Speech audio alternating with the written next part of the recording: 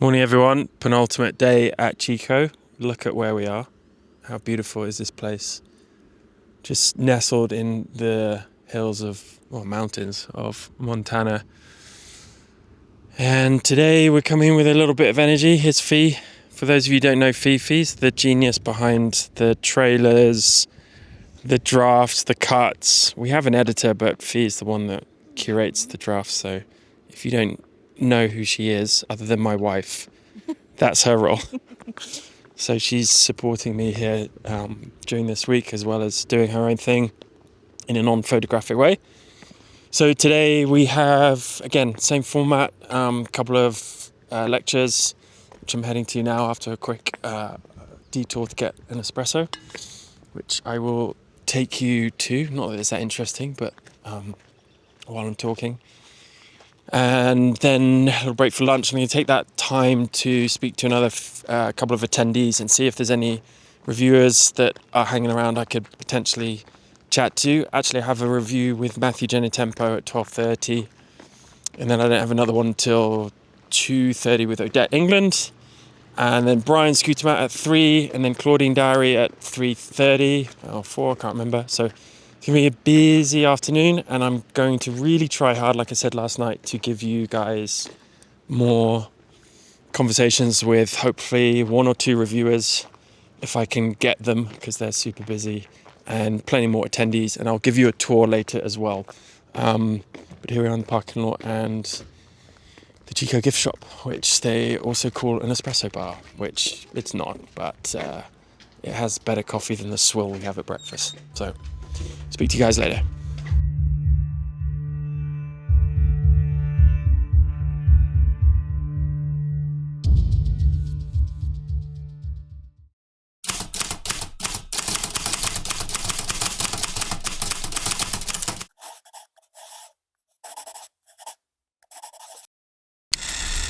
I'm here with Gianluca from Latia, who kindly reviewed me a couple of days ago. Yes. Gianluca, tell me why you're here, what you're looking for, and what this week means to you. This week means a lot of fun and a lot of work. And, please. Great photographic work to discover. So that's always interesting. Yes, I don't know. I think I'm only looking for interesting work to publish. What is interesting for you and your brother? I think that we like a lot work that deal with family and, with a lot of empathy and connection between human beings, but not only. So this is like maybe one idea, but there are many other topics that we like. Yeah, of course, you published some incredible books, so it's been a pleasure to meet you, and thank you for reviewing. Such a nice review with me the other day. Thank you very much. All right, speak to you later. Bye-bye. Thank you. I'm here with Jesse Lenz. Finally got hold of the most busiest man on the planet right now. I won't take up too much of your time. Give us an insight as to how the week's going. It's going great. 10th year. Yeah, 10th year. I'm exhausted, so everything's going according to plan.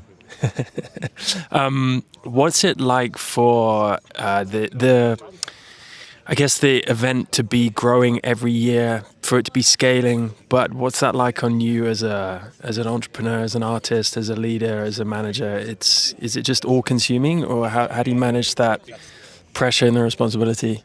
Yeah, I mean, every year there's just new things to find out you did wrong. So it's just a constant reminder that no job is ever finished. No number is ever, checked enough times. Yeah, just firefighting all the time. Yeah. Before I let you go, what are you looking for as a publisher more than anything? What are you looking for in terms of artists that might just stand out and speak to you? I mean, the work is always the thing that gets your foot in the door. That's like first attraction with somebody. Really, it's like an athlete who wants to be trained, who wants to be pushed, wants to be woken up 5 o'clock in the morning, sent to go do a cold bath. Mm-hmm. It's just someone who needs the work and is going to do the work regardless, but might just need some pointed in the right direction. I'm not looking for work that's finished. That's actually kind of a turnoff for me. I want to see something with potential, but find somebody that maybe hasn't quite realized how good they're doing just yet. Yeah, I think that's the beauty of this week. It's we put so much pressure on ourselves to kind of have a finished body of work to present to our heroes. You get here and realize it's not finished. You're just beginning. Yeah. Talk about an ego death. Jesse, thanks so much for putting on such an amazing event. We're absolutely loving it. So hopefully I get you to review my work at some point in the next few days. We'll get it. Cheers, Jesse. Cheers. Thanks, man. Go on, keep going. Oh no. I was like, okay, the things, and this is based off of like, even what we were talking about in terms of like living a privileged life, right? I was like, okay, if I just like, that's not a good or a bad thing. I'm like, what are the things that like have shaped me and the things that like internally I want to explore? Concepts. One of them is privilege. So what does that look like? And I live in a neighborhood that's like rapidly gentrifying and more white people are moving in, and part of my privilege is that I'm white. So like there's something there to explore. It doesn't have to be right. I don't know what it looks like yet, but I'm like that's an interesting one. So like maybe we do it together. Maybe that could be fascinating. Okay. Todd is also wanting to explore that. Like what if we're exploring it from different because parts of the world? We're all. I think that's why we're clicking this. So this is Drew, by the way, one of the attendees here. We just had an amazing talk by Lindo. I don't know how to say his last name. Sobekwa. And we're about to sit down, but we'll continue this later. I need to know.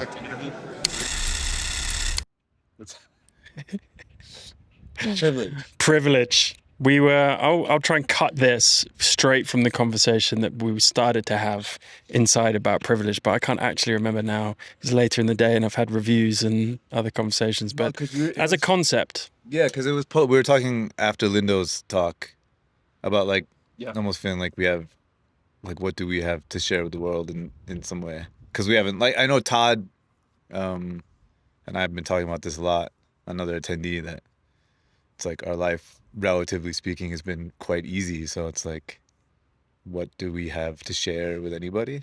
I think when you see other people's work, it's like, I don't know, it's easy to minimize your own struggles, whatever they may be, right? Or compare them. Yeah, which is kind of like a dead end of anything. I don't know why you do that to yourself. It's just natural human tendency. But when you see work like Lindo's, like you can't help but just go, fuck, I don't have that complexity in my life to create. But actually you do. When you look hard enough, you do. Yeah, you do. But I think that's the challenge, is trying to like have the confidence to talk about your whatever it is and make that, I mean, as impactful as possible, right? Well, you're on camera now, speaking to a lot of people. Do you have the confidence to talk about your work and what you brought to Chico? Probably not, to be honest. Well, you're going to have to. I'm going to force you anyway. I mean, my work is, we've talked about this, is quite similar to yours. It might not be as explicitly personal as yours, though. I mean, I haven't talked too much about the substance behind your work, but I think I've always kind of struggled with strangers or finding my place if I go to a new place, like trying to crack whatever that may be. And so I tend to see the world from a distance, which when I came here, I thought that was my lens. And, you know, I've spoken to Janet and Claudine and a few other people, and it seems like there may be a barrier there that I have up. And I think I need to, like, crack that down a bit. Safety barrier? Yeah, whatever. I mean, safety, comfort barrier. I don't know what exactly it is. But, like, Claudine, you know, there were a couple of my images. Like, I have an image of, like, through a window with, like, a toy house silhouette with the curtains, and outside is out of focus. And there's and like that for me was like kind of a last second one. I have a shot of like from New York where you barely see a building but just a flock of birds that's like kind of blurry, and they were like added for me late. Like they weren't what I thought I was gonna show. Yeah. And multiple people have grabbed those and said, like, you need to do more of this. This is the connective tissue. Like, people walking in cities framed nicely in beautiful light or whatever is fine. But this is like Claudine talked this morning, like that's the poetry of it, is the other stuff, right? So like that's what'll fill your narrative out, which is, I mean, she's blown me away, but that concept, like merging narrative with poetry, I think for me is like what I'm trying to do. So this has just been like fucking perfect to figure out what that looks like practically. Where do you go next then with it? Do you don't go back to the drawing board obviously, but you have at least some constructive steps that you want to go back home and just start working on? I mean, honestly, the first thing, I'm going to go back through my archive because the other thing, Claudine said to me was like, she took out a lot of the stuff that had defining characteristics of place. So she had some images that she really loved that I took in Tokyo. She was like, I know that's Japan, so take it out. And I was like, damn, that is... Because, like, there's something about loneliness is this, like, transient thing. Like, no matter where you are, you can experience it. So she was like, do you have shots, like, in a hotel room? Do you have shots of, I don't know, an ashtray or I don't know, the view? I mean, not even the view, but something else, bed sheets, or... These are the things that, like, can fill it in. So, and I have lots of that stuff as I've traveled over the years. Yeah. I might even open it up. I was in Poland by myself, and I woke up one morning and I don't know, there was just beautiful light, and I took some really wide angle shots with my iPhone and I made it black and white. I'm like, maybe I need to be figuring out how I can throw that stuff. Because even the idea of like not having my camera, just lying in bed by myself with my iPhone, just now that I'm talking out loud, is like, that's part of, I don't know, what I'm kind of like, I don't know, thinking about in my work. Is that.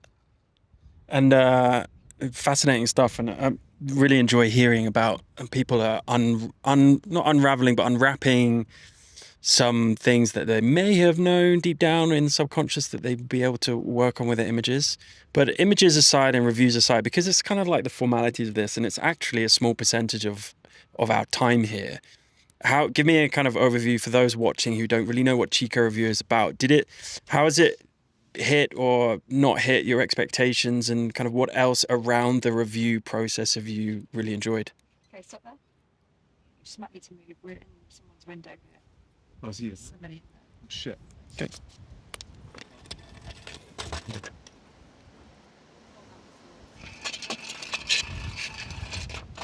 Did you just find it? It's just amazing. Still taking the camera. Are you still recording? Yeah. Thanks, man. Can you remember the question? What else? Yeah. Continue attack. Yeah, a B.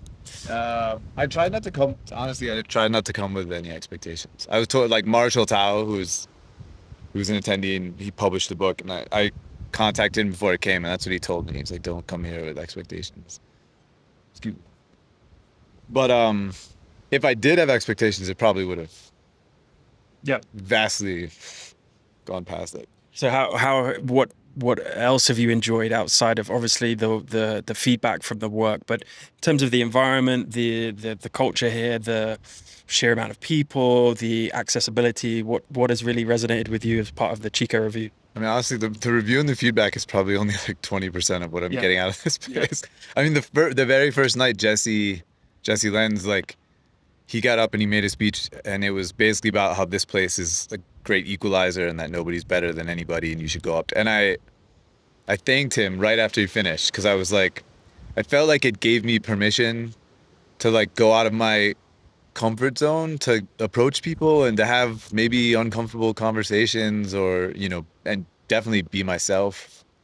And so I guess I give him a lot of credit for like pulling together the types of people that create that environment. And I think where we are, because we can't go anywhere at this little campus, like, you're kind of forced to like to be present with everybody else, which And the reviewers, we forget, are all human, and you could tell that in the first few days. People who hadn't been, like the Bryans and the Matts, have been here 5-6 times. It's kind of natural for them. But some of the reviewers that maybe it's their first year or second year, they took a few days to warm up, just like we did. But now on Friday, the penultimate day, like everyone is just mixing and chatting, and no qualms in going up to any of these people that you might have put on a pedestal, maybe still be put on a pedestal. But yeah, what else are you gonna do? Like, dude, just we're sitting at the table down there, precious moment that was. I didn't even know what was the other guy, Genitempo, and then the other guy's name. Brian Scootermat. I don't know them. I didn't have reviews with them, and they sat down, and I was just like shooting the shit as if they were, you know what I'm saying? Yeah. And then like, oh, yeah, they're reviewers and they're publishers. Yeah. And I'm like, And they're absolutely huge artists in their own right. Yeah, I love that about Brian and Matt. They're just, they're best friends, but they're so open and just like they've said themselves, just normal guys, just trying to shoot the shit and trying to do their own thing. And I think I agree with you. There's always going to be some people that are a little bit more standoffish, but generally speaking, the way this place is a leveler in both an intrinsic aspect, but also as a community, just brings people together. So yeah, we have a lot to thank for that. we also remember we ran into Paul Moakley in the bathroom. He was like over. He was having a shit, and we were having a piss, and we were just talking about Lindo's talk and just going, "Oh my god!" And then he comes out and goes, "Yeah, guys, just use your inspirations, just enjoy your inspirations, go back to work." It's like, Keep okay, doing it. He was like, go home and like keep like going to he said, go to the bookstore, go to the library, like don't stop when you leave here. I think that's one thing I've really taken. Like, I feel like I'm immersed in photography, but I come here and I go, no, I need to immerse myself more, whether it's doing it, reading it, Yes. talking about it. And that's something I'm really appreciative of this place. Anything else to add? I don't know. Are you going to be late? What time is it? Yeah, I'm going to be late. Thanks for the chat, man. And we've had lots of good chats, but yeah, thanks for doing this and good luck with everything. Thanks. I'm here with Todd Antony. Todd is one of the attendees with us this year, and tell us, welcome. It's good to get to know you. Yeah, exactly. Yeah. Give us a little bit of a background about why you're here and what you're hoping to get out of Chico this year. Yeah. So normally I'm an advertising photographer on my day-to-day work, and then been working on personal projects, every sort of 18 months for the last 15 or so years, trying to regain my soul from the advertising world, and do work for myself rather than for someone else under their control and what they want to do. So and then this recently, the last 2 years, I've been working on a new personal project in Tajikistan, and that is sort of turning into a long form project. And I just really want to find people that are in the industry and of a like mind who can give me advice on shaping it into its final form, basically. What's the final form of book? Book, and I'll have an exhibition as well, because some of the shots in there sort of need to be blown up. I saw them last night. First of all, they're incredible images, thanks, and I think you to do them justice, you have to blow. Some of them just want to be you want to step into it. They're just I was speaking with Misha earlier, and he was like, these need to be What have the reviews been like so far? Like, pick out maybe a couple of the general sort of sway has been overwhelmingly positive, which is good. And then some people are like, it could be a book right now, but equally you could also go back and shoot more, because that's probably one of the biggest questions I think I hear everyone here asking is, when do we stop? Am I done? Yeah. And Misha just said before, I said I think you're done, but then equally he's given me thoughts on how to de-advertise myself a little bit as well, because I've got to get myself out of that mindset, because I go into these shoots with a defined sort of list of ideas that I want to shoot, and then I let sort of serendipity and circumstance happen in between those waypoints. But the way I shoot, of course, is very controlled and stylized, and so he's just talking about trying to rough things up a little bit. And what other avenues have you explored other than Chico Review in terms of publishers for this sort or of stuff, galleries? I haven't yet. Nothing. Yeah. So this is kind of new world to you. Yeah, I've got a friend in London who's in the art side of things. He's a photographer, and we're always sort of talking about the completely disparate worlds. Basically, you don't get many people that sort of straddle both quite often, because I think there's sort of there can be a bit of a snobbery. Definitely. Well, you feel that from the outside. Even when you're here, you feel like there's a little bit of like, I don't know, maybe I'm being too harsh, but there's so many people here. You're going to have your groups. Yeah. There's definitely a little bit of elitism with some of the reviewers, I think, and even some of the attendees, which may be a bit harsh, and that's just kind of human nature. But yeah, I understand that. I get that entirely. But tell us a little bit more about the project itself. Why this location? What is it about? Why the hell is that Tajikistan? Yeah. So it sort of stems from all my projects over the last probably 15 years. I've been shooting little-known groups or subcultures around the world that sort of exist outside the standard frame. People that are sort of lead from the outside, lead ordinary lives, but they're actually extraordinary in their own unique ways. Started back in 2012-ish with a group in Arizona in a place called Sun City. There's a cheerleading group there, but they're all retirees, so they're all 55 to 80. And where they live is like this love child of Wes Anderson and Tim Burton that goes to like streets lined with orange trees and cactus and everything else, which is possibly at the polar opposite end of the scale of the current project.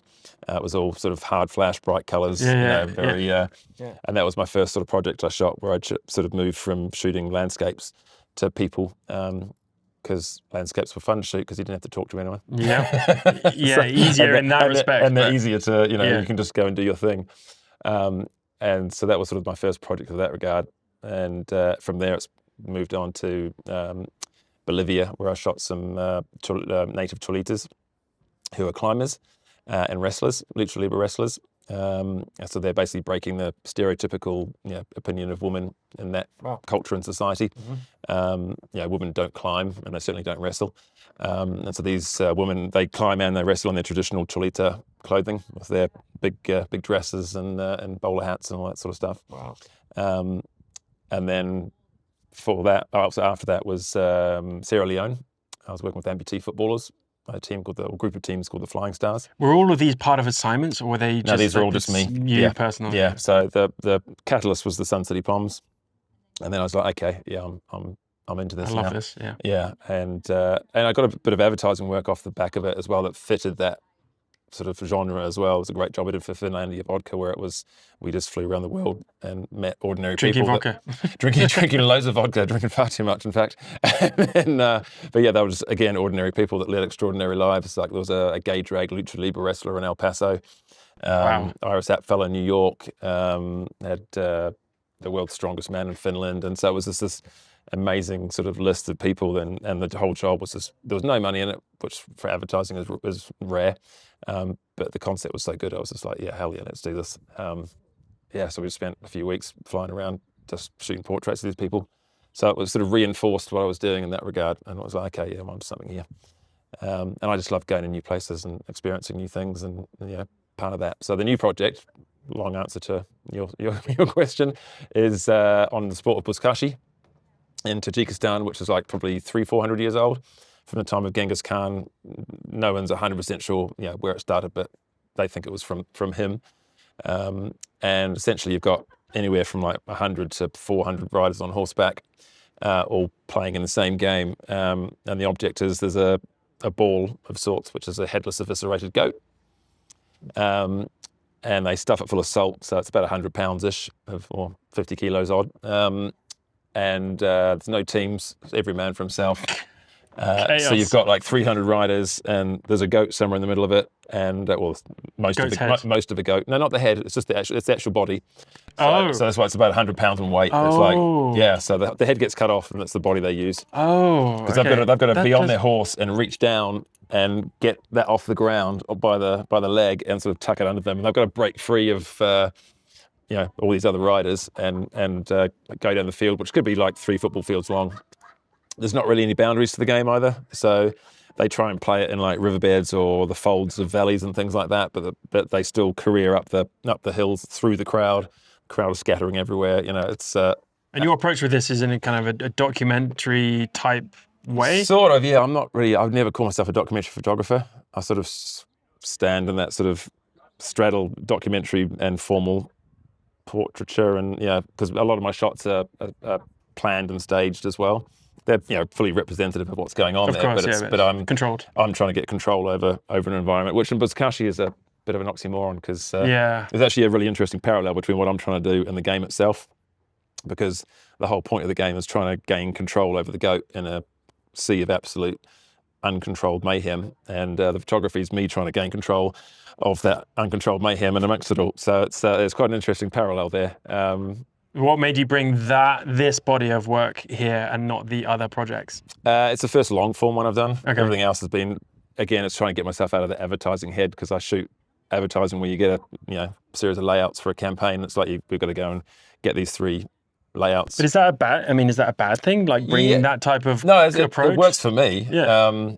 But what I was doing is going into Bolivia, spending 2-3 weeks there, capturing my stuff, maybe coming away with 10 to 15 bangers, which I'm super happy with, but that's sort of it. Whereas this is the first time I've sort of done that, and then I've also shot around it as well, and I've shot motion film as well. All right, okay, cool. I did that with Flying Stars amputees too, because you can tell a much greater story about individuals that way. So this is the first sort of long form one, which would actually fit a book. Toying with going back to some of the other places as well. But what do you hope people get out of? What do you hope people get out of the project? So if I'm going through the book, what is the intention of what you're trying to evoke or show? Yeah, it's a weird thing where, without me sort of realizing, sports become like a constant theme through almost all the projects, apart from the one in Japan, which was on Decatura.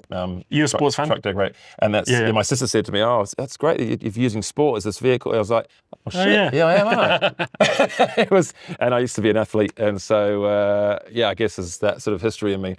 So I'm not so much shooting this because I'm not a sports photographer. I'm not a documentary photographer in the strictest sense. So I don't want to shoot like Buzkashi. I was really concerned about shooting it and it looking like it was an editorial sports thing. So I've had to sort of mentally work quite hard to try and pull it away from that. And same with all the projects really. So sport isn't so much what I'm shooting; it's the vehicle to tell the story about the people around it. So with the Flying Stars, it was their rehabilitation mentally and physically from the war, and the Climbers was more about female empowerment and breaking the stereotypes around what they do. Buzkashi is probably the one that's probably a bit more. I haven't focused on a particular person or group within that because it's so amorphous. Yeah, it's more about the sheer spectacle of it, because it is just like everyone's first reaction and the uniqueness of it. Yeah, exactly. It's like, because I'm always trying to find things people haven't seen or might have, but it's only on a very low level. Yeah. So with all of these, I guess it's trying to show other parts of the world, not in a sort of National Geographic kind of way. It's just trying to show these different cultures and find that there are similarities between everything that we do. It might seem, Tajikistan might seem really far-flung and really, off people's radars, and they might have a sort of opinion of what, how it is there. But it's trying to show that there's similarities, especially in this day and age where everything's polarized to hell. Yep. It's trying to show our differences as much as our similarities as much as our differences. And access was okay, like. Yes, all these places I tend to, because I seem to be getting progressively going to harder and harder places to shoot in. I started off in America. It's simple. I did that myself, and then now I tend to get local fixers. So I sort of, again, treat it a bit like... Finding a good fixer is difficult. Yeah, I've been really lucky, though, whenever I've gone. You sort of... That understands photography? Yeah, well, this one was a bit different. Like in Sierra Leone, I found a local Australian cameraman and was like, "G'day, how are you? Do you know anyone that could help me out on this?" He's like, "Oh, yeah, I've got my guy, so you can..." He works with him, so he knew that, whereas Tajikistan doesn't have like a existing film industry structure. So there's no sort of benchmark for that. So I ended up getting hold of a local tour company that I'd somehow stumbled across their old website online, which had a section about Buzkashi. I was like, okay, this could be the thing. So I had to get hold of them, but then I had to educate them that I didn't want a tour. I needed them to work as like a fixer producer. So it's a much more focused, all I want is Buzkashi, basically. And that's been great. Yeah. So really, really helpful. Cool. Well, it's lovely to hear about the project and good luck with the book. Cheers, man. Cheers, man. Nice to chat. All good. Hi. Hi, we're here with Harrison Miller. Harrison, first year as reviewer, Yep. correct? Yep. How's I was it an going? attendee in 2021. Now I've raised through the ranks and I'm a reviewer. So Give us a really small synopsis of your journey since 2021. Came here right when I'd started self-publishing through Underlife Editions, but I just made a few small things. So I came here with like some like confidence in that, but then like had this whole event that kind of shattered that a little bit. Didn't really feel like I fit in or anything. So is that enough of? I think that makes enough sense. We'll leave it for the imagination. Went home, had to figure out, okay, well, if I'm not like doing stuff like some of these people, then like what am I doing? And then I found more kind of solace in just the bookmaking aspect and like finding myself through the materials and the form. And so I just started experimenting more with printing, self-printing and binding, and just playing around with like kind of the simplicity of bookmaking. And then so I just kept doing stuff. that I liked. People liked it. And then I kept in touch. I made relationships here through the event, and been doing design for Charcoal and Trespasser and like off and on. And yeah, and then so now I'm here. Like just kind of I think there was some people that couldn't make it, so he asked me to fill in, and yeah, it's awesome. Massive inspiration for someone who may have struggled with their first. I still struggle. And it can be a real deflating event Well, at times. You hear so for many some things, and you're not sure how to contextualize it because you're getting like one day you get 4 completely different points of view, and that was my experience. You'll get people who are supportive of your work and they make you feel good, but then you go meet someone who's like, I don't really care about this, and it's just like, oh, great. Last question, because I know you got to get to reviews. Last question: what are you looking for when you're sat there across the desk from someone with their images? You got 20 minutes. Obviously, like we get these beautiful moments where we can talk like we're doing now, but in that formal setting, what are you looking for in people's work, like in a very high level aspect? Intimacy, emotion, movement, beauty.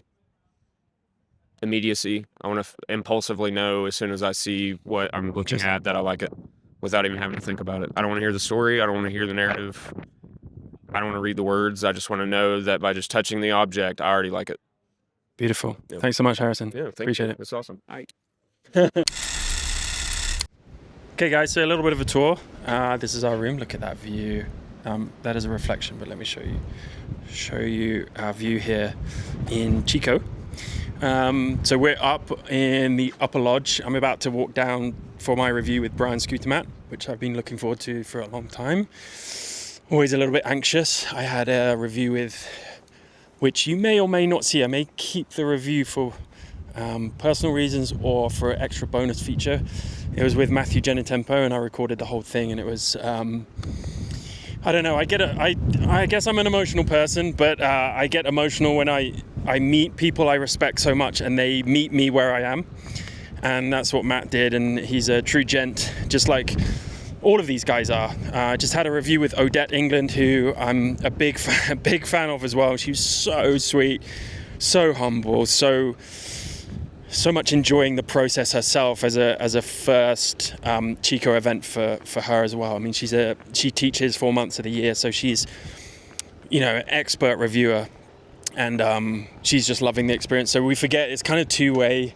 The reviewers love doing this, we love doing this, and just again speaks to the nature of this event. Anyway, so we've got a garden here. So this kind of leads down to, as you can see, the main lodge. I can't give you a full tour because it's actually quite a big place. But as we walk down, we get to straight ahead. This is basically the main lodge or the conference center, which they have a kitchen in. So we eat in here, we review in here. I can't show you. You would have already seen the meals that I've taken you through. I can't take you in there because people are doing reviews in there at the moment. The weather at the moment is insane. This is mid-March, and usually it is not 25, 26 degrees Celsius, but I'm in t-shirt and jeans, and I'm hot. So, well, I'm warm, and it's lovely. It's lovely to get some sun. So we're now walking behind the main lodge. Behind the main lodge here is where they're doing little podcast interviews with Photo Show. Michael, who's the media guy for this year, is hosting a lot of the attendees, which you might see me on because I was on there a couple of days ago. And now we come back to obviously a lot of rooms, admin offices, a lot of the rooms where the attendees are staying are in here. And we'll come in here. I want to show you guys. I've already done some conversations in the library, so you've probably seen that, but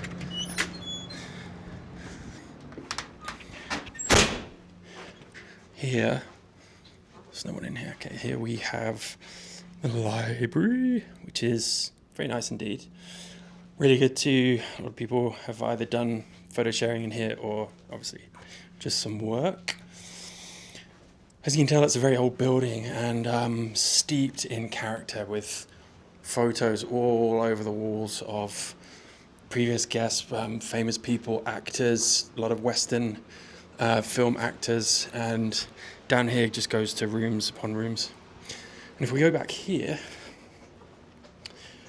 let's just check the time because, yeah, I've got to get going. But just show you the lobby quickly. In here, we have rooms, we have guest rooms. You know, it's a hotel, so most of it's guest rooms. I'll try and show you the hot springs later on, because that's in a separate area. I'll show you the saloon bar, and this is the lobby. So a lot of us just hang out here, do our thing, swap photos, talk about just photography and geek out. So this is kind of nice when it's cold, but as you might be able to see, a lot of people hanging around outside. So this is kind of a downtime for the place because everyone's in reviews right now. So we get our review times, and in between those times, people will obviously hang out. Oh, we've got wine tasting today. Yes. Oh, I'm looking forward to that. That started already? Yes. Oh yeah. Okay. I'm gonna come back. I'm gonna come back and taste some wine. This is obviously the gardens, or I don't know what you'd call it, the yard. And straight ahead there, where I'm heading now, is the conference center where we will do our reviews. Everywhere else, pretty much guest rooms, and yeah, it's always a bit of a daunting walk when we come up here and we enter. I don't want to get in front of their filming here, so I'll give you a little peek into the waiting room, see if we can find anyone. People we're told to get to the waiting room about 10 minutes before. You can see now it's starting to fill up with attendees as we're waiting for our reviews. Here's Marshall. Say hi, Marshall. We've got the books obviously laid out as we can peruse through while we're waiting. But yeah, we won't go any further with this because pretty private affair. And that's about it. So all of this is just the huge conference room which I've showed you before. And that's it. Later on I'll show you the saloon and the hot springs. But for now, that's kind of a little lap of what we're seeing and experiencing every day in terms of the location. So hope that gives you a bit of an insight as to where we are and how it makes us feel. Jeremy Garamond. Yeah. How's Chico going, buddy? Hey, how are you? Good. How's Chico?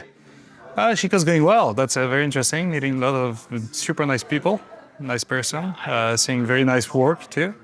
And I'm happy because that's a different work than what I'm doing. I'm a photojournalist, and this is more artistical and fine art photography, which is super cool, super nice. And some of them are introducing like a piece of history, I would say, with good sequencing, and I like that. Yeah, honestly, it's super cool. If you're photojournalist genre and style, what do you hope to get out of this week? That's a very good question, because that's finally why did I come? And it's not only because it's in Montana, even if I'm so happy to discover Montana. But even if the reviewers or keynote speakers are mainly, I would say, fine art photographers, first, some of them are photojournalists. Yep. There are 3 out of 37 Magnum photographers here. Yeah. Caroline, Lindo, and Larry. So that's already a lot. That's always, I think, interesting having a view and opinion of, kind people. Here, everybody's kind, so that's cool, And some people that are educated to photography. And even if some photographers or keynote speakers / reviewers are more into fine art photography, some of them have a photojournalistic past, such as Claudine, for example, who presented us her work this morning. She's a former photojournalist. Yeah. Then she was a picture editor. Yeah. And that's interesting to see also the process of how to go from one type of photography, I'd say, to the fine art photography. And I'm finally convinced that putting a little bit of aesthetic and fine art in the photography. A little bit of what? A little bit of fine art and aesthetic. I mean, the aesthetic. Aesthetic. Yeah. In the photography helps to support the message you'd like to give as a photojournalist when you're showing up a photo series, you know. So that's interesting. That's super interesting. So what's your background been up until this point in terms of photojournalism? That's something really new. I mean, I'm turning 50 and very few time. Too few. Shit. That's fine. You know, I'm a former entrepreneur in InsurTech, so nothing to do with that. Okay. Then 3 years ago, and I've always been into photography. I've always been photographing and love that. I've always been in love with photojournalism. When I discovered the work of James Nashtree, for example, or others like that, in his famous documentary video War Photographer, which is, I think, really well done. It's now more than 25 years ago. Old, and 3 years ago I get sick, and I think it was the best that could happen to me to go through that strong chemotherapy, because I then realized that I was about to leave. Well, we'll all leave one day, you know, but I was about to leave without having realizing all my dreams for sure, but probably the biggest one, which was to be a photojournalist.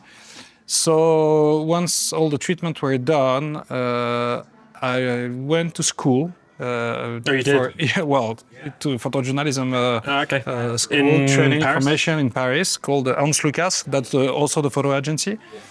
And so I've been there, and it ended up by being a trainee at 48. So I was a trainee. After having been a former entrepreneur, I was like a trainee. Bottom of the ladder. Yeah, to validate to validate my certificate.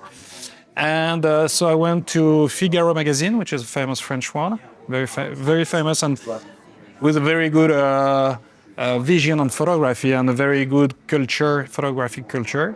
So I was there, and since then, almost 2 years now, I'm a freelance and working closely with them, but also with others. But I've had quite a lot of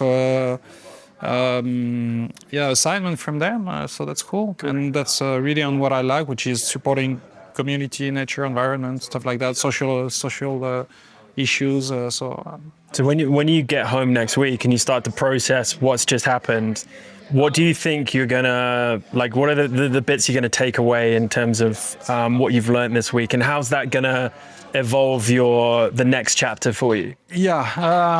So I think the first time I'll do when I will arrive will be to eat fish and vegetables. It has nothing to do. But food here, the food here can I really want to eat light. Yeah. And drink water. Yeah. And red wine. And wine.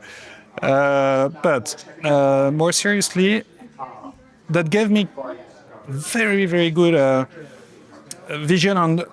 I have different series going on, you know, with long-term project. I have one with the Hijras, the transgenders in India, for example.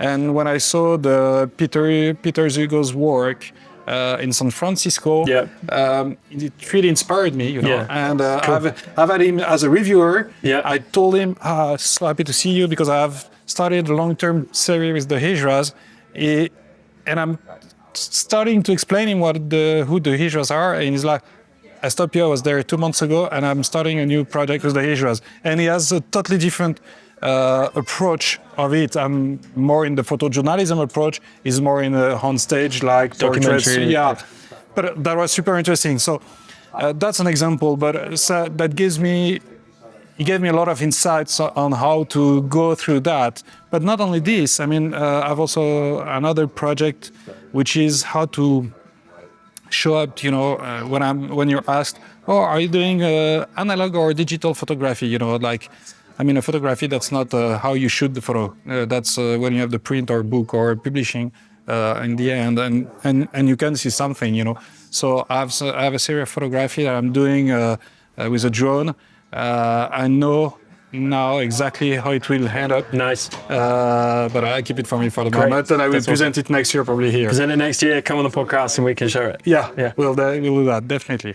And also, having had a good discussion with Larry Towell about the last photo series I made in Madagascar with Father Pedro, even if it's already about to be published. But I mean, it helped me a lot to know how to make my photographies better in order to have the messages going better to the reader and making it a little bit more aesthetic. So I make a new editing of those photos. So I have a lot of things to do. Cool, Every day I'm doing a checklist to do what I'm. And you've shot a little project here already, just in Livingston and around this area. Yeah, you're right. Yeah. I mean, was I meant to give that away? No, no, you're totally right. I mean, what happened is that when I've arrived a couple of days before, to avoid the jet lag.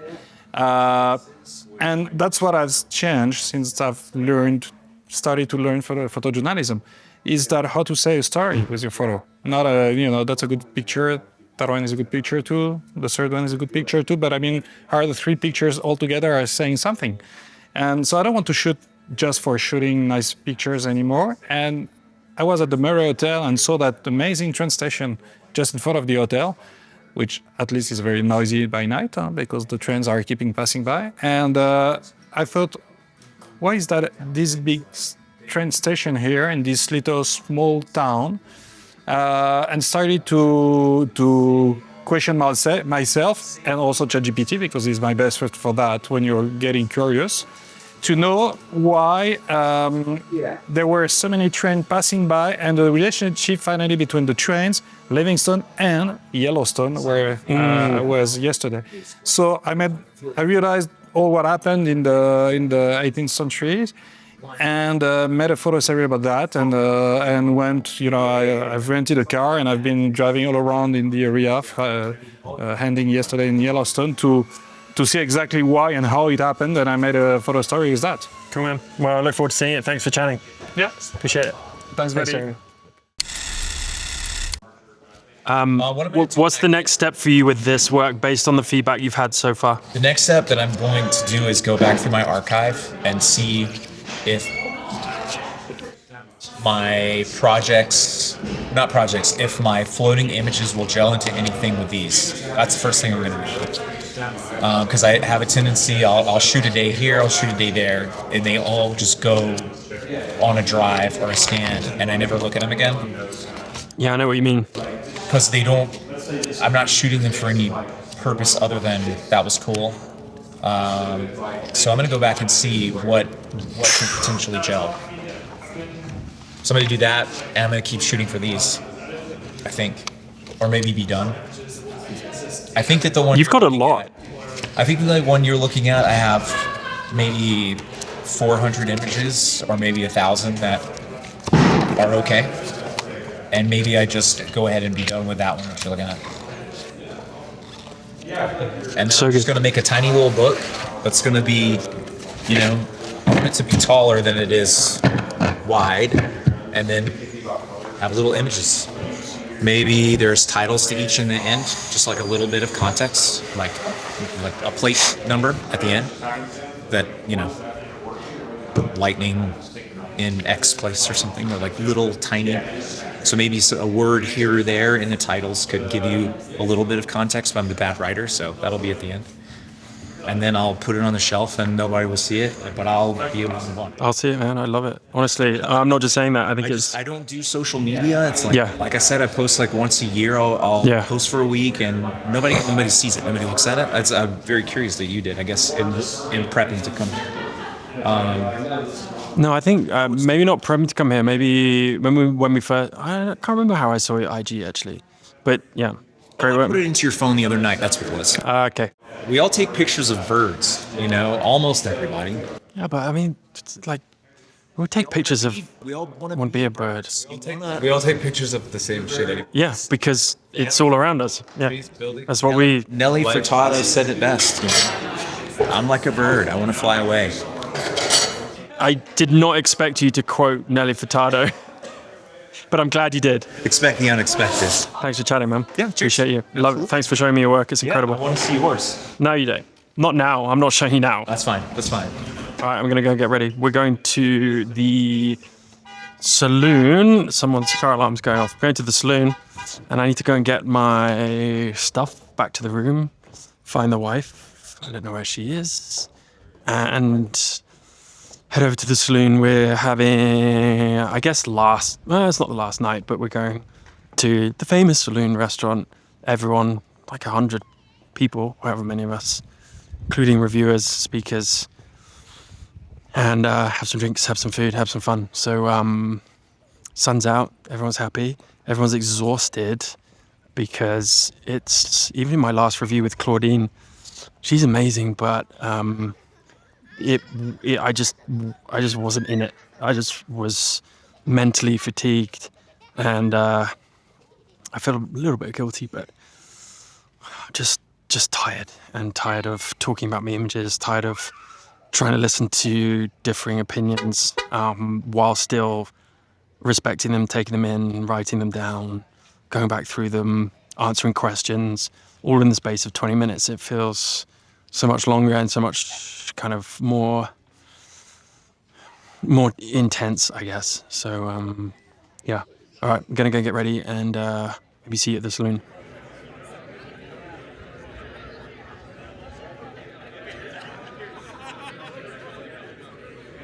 Wow, look at the moon. It's so... Oh, wow. Look how beautiful. See, that's what you really should be. That's what I'm going to be watching. Yeah, like, don't... No, him and the moon. Well, we're watching Odette England at the moment, so thank you. So Odette reviewed me today, and what a wonderful experience. A huge fan, so definitely a little bit of starstruck this afternoon, but we got through it. Odette's first Chico review.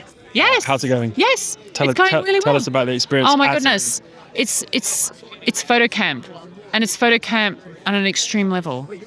And everyone is so friendly and so giving, and the best thing about being here is that if I can give one piece of advice or guidance to folk that's special in some way, that just makes my day. Give me an example. So who do you think you've helped that really kind of have any... I have no clue. Other than me, but do you think any breakthrough moments this week for people? It's just, you know what? It's not even if they've said it. It's that their eyes change. And the best thing that you can experience with another human being is when they say something to you or you say something to them, and there's this expression that comes on their face, and you think, oh my goodness. I definitely had that today. Odette gave me a couple of points. Today. It's like, oh my God, I didn't think about that. Thank you. I've had this every single day I've been here, and I've done, I do 8 reviews, and then you do a little extra, and then you do a little more because you can't stop looking at beautiful pictures. Which I think that's one thing I really enjoyed from this side of the fence about this week is the in-between moments. The reviews are obviously great, but they're a little bit rushed, a little bit forced.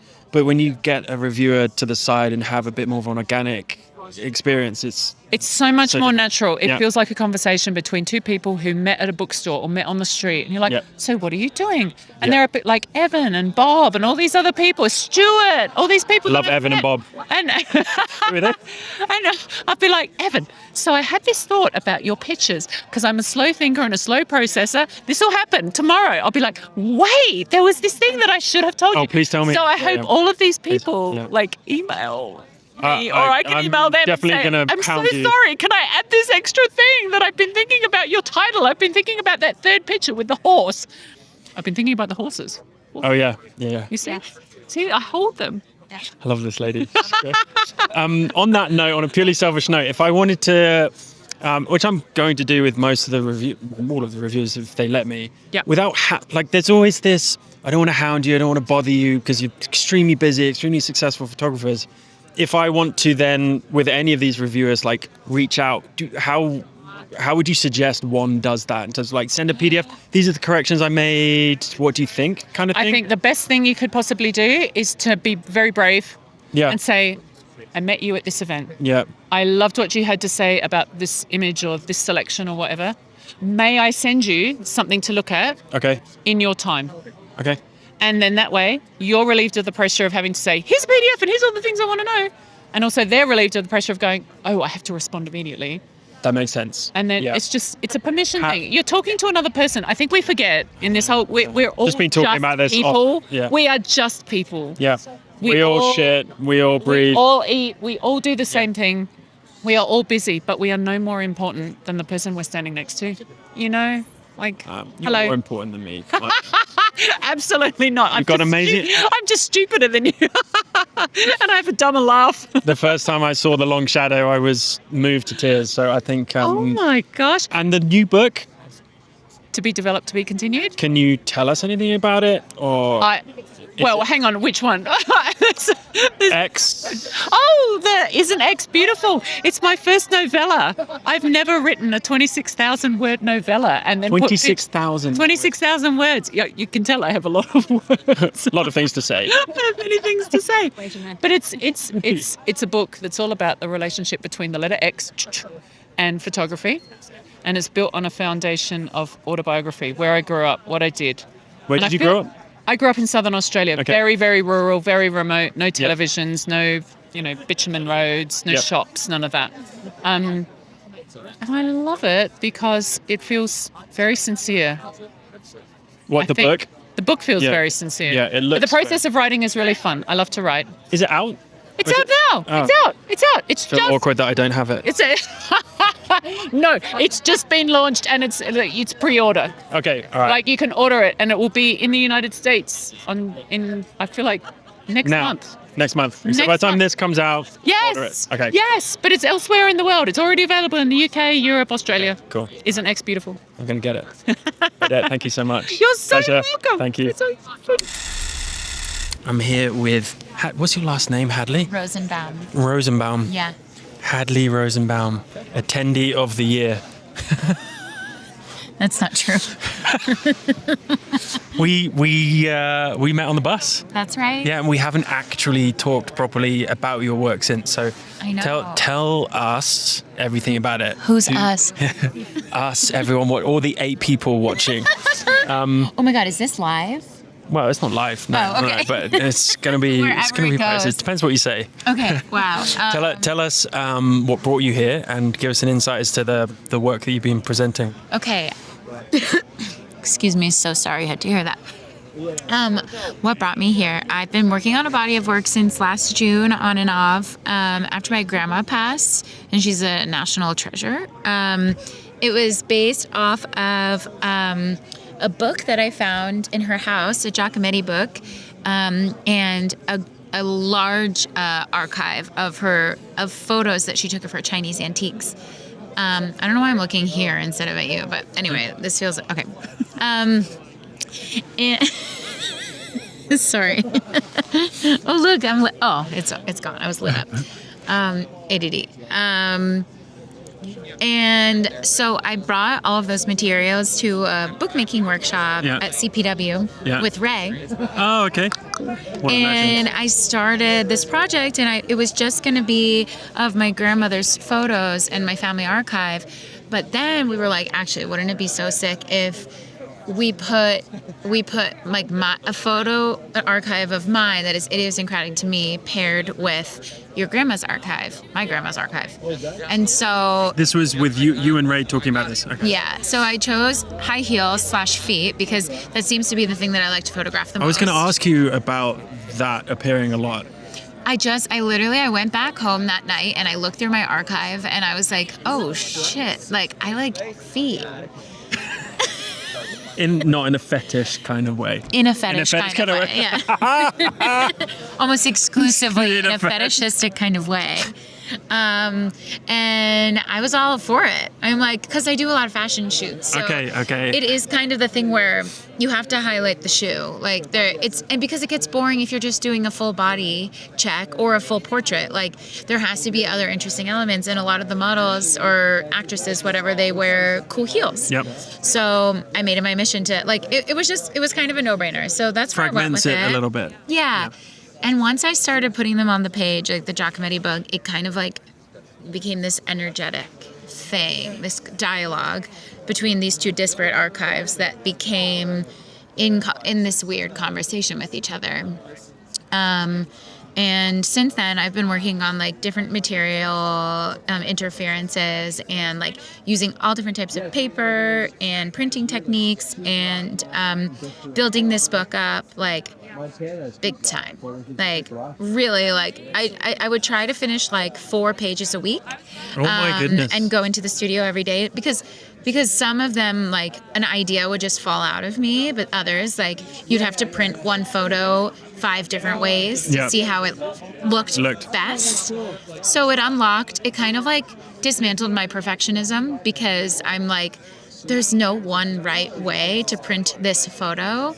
Therefore, there's many ways. Can you give me an example? Yeah, like I feel like there were a few things that I was working with. I had a few different colored index cards. I had like 8.5 by 11 translucent film, newspaper, matte, glossy, and then luster 4 by 6. Self-print or? Self-print. I'm doing it all by myself. Okay. So like I would print one on transparency, one on a tiny index card, one like on 11 by 17 sheet, and then like test it out with all different shapes, sizes, elements. So like it was kind of like a chemistry lab, like every day, just going in, and it made me feel so close to my grandma. Like we were like jamming together. And I felt like her presence there. It was just her presence was present. What's the name of the project? Heels and Rarities. Heels and Rarities. And what's the what have the reviews been like so far? But what do you hope is next with this? The reviews have been baller. Everyone loves it. You heard it here first. I told you, attendee of the week. I just don't think they know what to do with it because it's so colorful. They're just like, yeah. Yeah, it's this is great. Yeah. No, I mean, I came here with like a fully formed idea and a book like ready to go. So I really wanted people to help me make it. Okay. Like my goal in the meetings is like... Is it designer or publisher? I need a publisher. Okay. I designed it already. Okay. I don't think I saw the book. I just saw your prints. The whole book is there. Okay, sorry. You can see it tomorrow. I apologize. So I... do you think you're going to achieve your goal? Like in terms of finding a publisher? Yeah. Look at this, the confidence. Literally, what else would I be doing here except calling lists of publishers to email? And once they see the work, like what? No-brainer. Yeah, no. Do you have a top number one publisher you're after? I'm not going to say that on here. Ah, damn it. Yeah. You'd all need to sign an NDA. Around that kind of number one goal, a materialistic goal, I guess, what else have you taken from this week? That I'm an artist. Like, not just a photographer, but I am an artiste. I mean, yeah, we could have told you that. I know, and I already knew that, but being in it's interesting, I chose to go to an MFA program that was interdisciplinary studio practice, so not just a photography program, and I feel like during my time I had a lot of regrets about that, because I didn't get to just like lean into the technical or the history. Like I was studying a lot of theory in art history, and it really shaped my worldview and my practice. And in hindsight, I can look back and feel so grateful for that. And I feel like I carry that with me here because I feel like I'm looking at the work from an art perspective and not just a photography perspective. And so I feel like 1 year plus out of school, this is like the first time that I can be like, oh yeah, like this is one arm of my practice and like it's serving me in this capacity. And this project is like the most healing, amazing thing to do post-grad, like mourning my grandma. And then like, I think I could take like a little thread from whatever this is and maybe make a film about it or like make a sculpture or an installation. And so I feel like it's affirming for me that it's being mirrored back to me through all of the reviews that like I'm an artist, like I'm a multidisciplinary artist. What's your definition of art? Of art? For me, at one point I thought it was to provoke, but but I'm not really being provocative. I mean, I'm being provocative in a cheeky way with this book, but it's not a political statement. You're being provocative with the curiosity of the viewer and the emotive aspect of it, certainly the sentimental aspect of your connection. So yeah, I do tend to think that art is trying to provoke emotion, and I think that a successful piece of art is something that changes your emotional landscape when you're looking at it. And it doesn't mean you have to like it. Like, I think if you hate something, that is equally as important and interesting. And if something disgusts you, then I think that's really cool. Yeah, I hate it. I don't. All right. Go check it out. Go check it out. It's unbelievable work. Hadley, thanks so much. Thank you so much. Such a pleasure to meet you. You too. Bye. Bye. Yeah.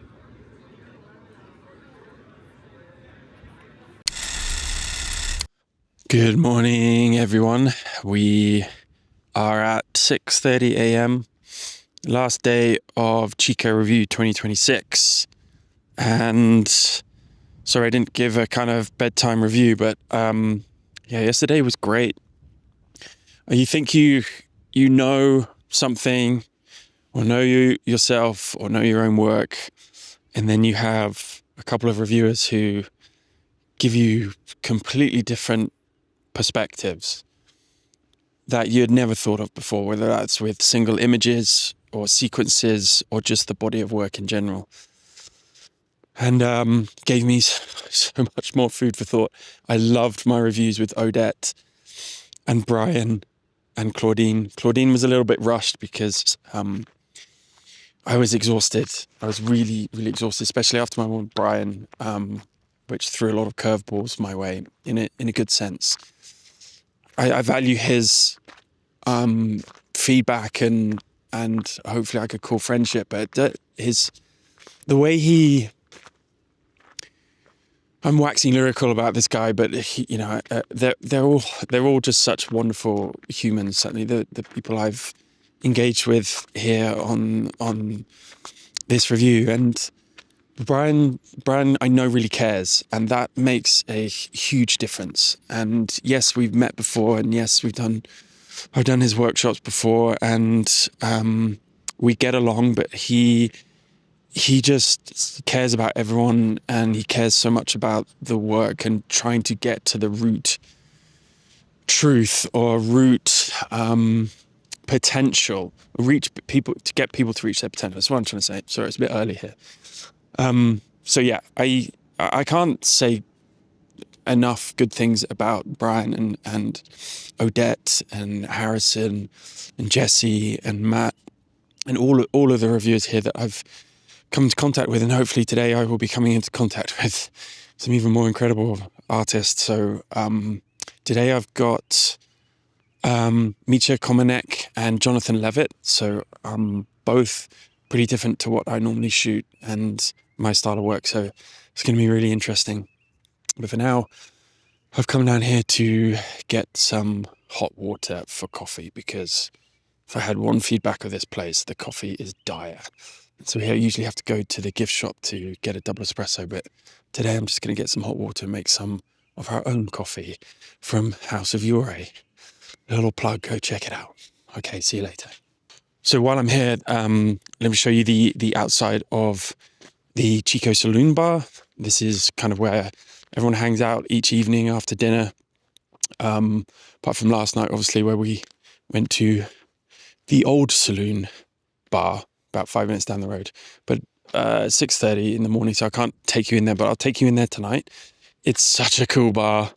It's where we did karaoke, where everyone just hangs out, drinks, plays shuffleboard, and gets to know each other, which has been, the social fulcrum of the event really in the evening. So people can get a little bit looser, have their beers, and get to know each other. So it's been such an important facet of this week.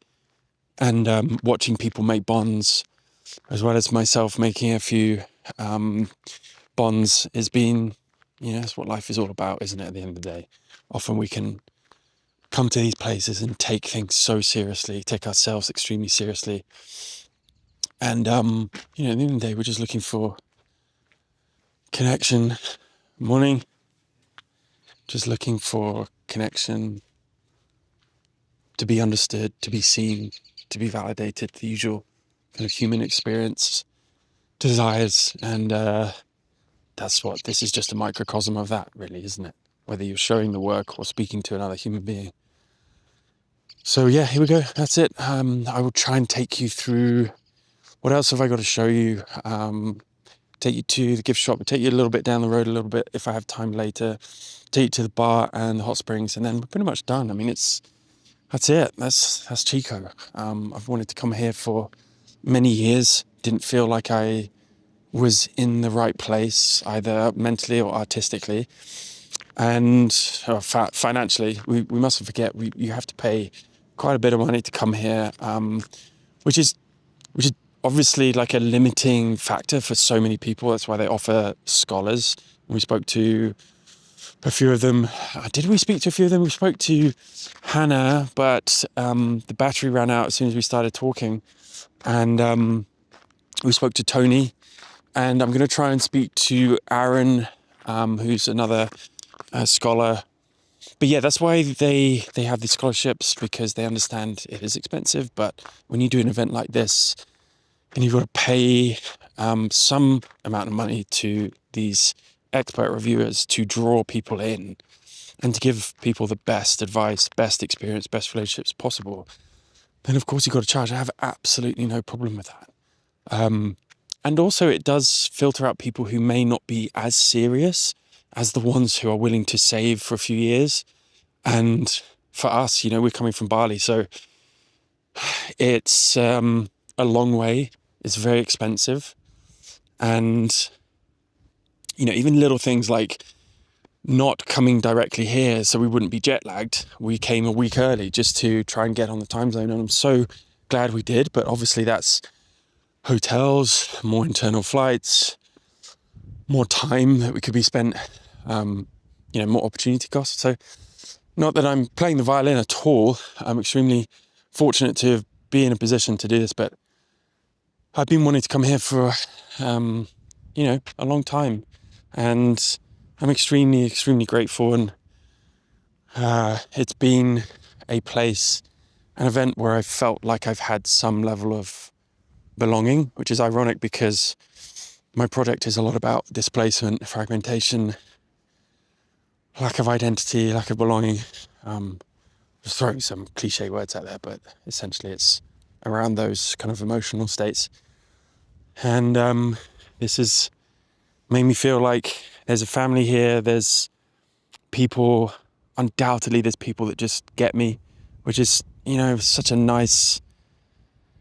a liberating and fulfilling experience. And that's what I'm grateful for the most. And we'll see where this work goes. I've got a good core of work, and one thing that Brian said to me yesterday afternoon, because he knows my work, because I've shown it to him before a few times. And he said, you don't need to go out and shoot more. And I would listen to his advice more than any other reviewers with respect to that specific topic, because they haven't seen my other work. They haven't seen previous stuff. They haven't seen my archive, whereas Brian's seen a lot of that. And he just said, look, you don't just dedicate an hour every day to going through your archive. Dedicate an hour every day to looking at the way you might be able to edit or cut or affect your previous work, where you still had the same soul to it, but to make something that's cohesive, but especially grounded, because the struggle I've been having, whether to stay in this dreamlike space with work, which found it a little bit more, and that's the advice that Brian gave me, and I'm very grateful for that. So when I go home, I would take 1 or 2 weeks to just sit and process this and figure out, just pass out like what everyone said, what I want to listen to, what I feel aligns true, and then kind of think about steps forward. I'll definitely be reaching out to people like Odette, Brian, of course, Matt, Shayna, who was so wonderful, gave me some really great insights. Tim, all of these just incredible people who are so kind to give potentially extra time around this week. And I'll definitely not be taking advantage of that, but I'll definitely be taking them up on that offer and seeing how I can galvanize this body of work a little bit better. So this is kind of like my morning journal. Instead of writing it down, I'm talking to you guys. So I hope I'm not boring you, and I hope I'm showing you some beautiful landscapes. I mean, it really is just, can't really do it justice on this wide angle. I'm shooting on this little DJI Osmo Pocket 3, which has been game changing really this week because it's so light, so small. I can just whip it out. I can just get it out and just shoot immediately with the mic. But I hope you're kind of seeing how beautiful this place is, which adds to the experience, of course. If we were in a big city and it was cut.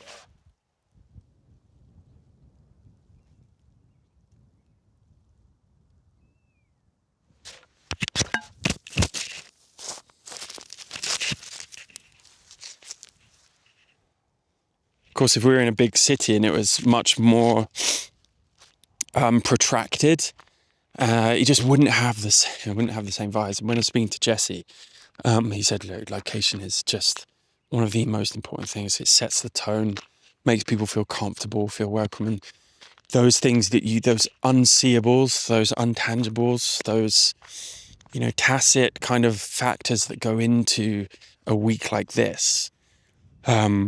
Are so important, and I'm not sure if many people really kind of think about those things. But I guess being the 10th year, Jesse has worked hard to iterate on those 1%ers every year, and I love that approach.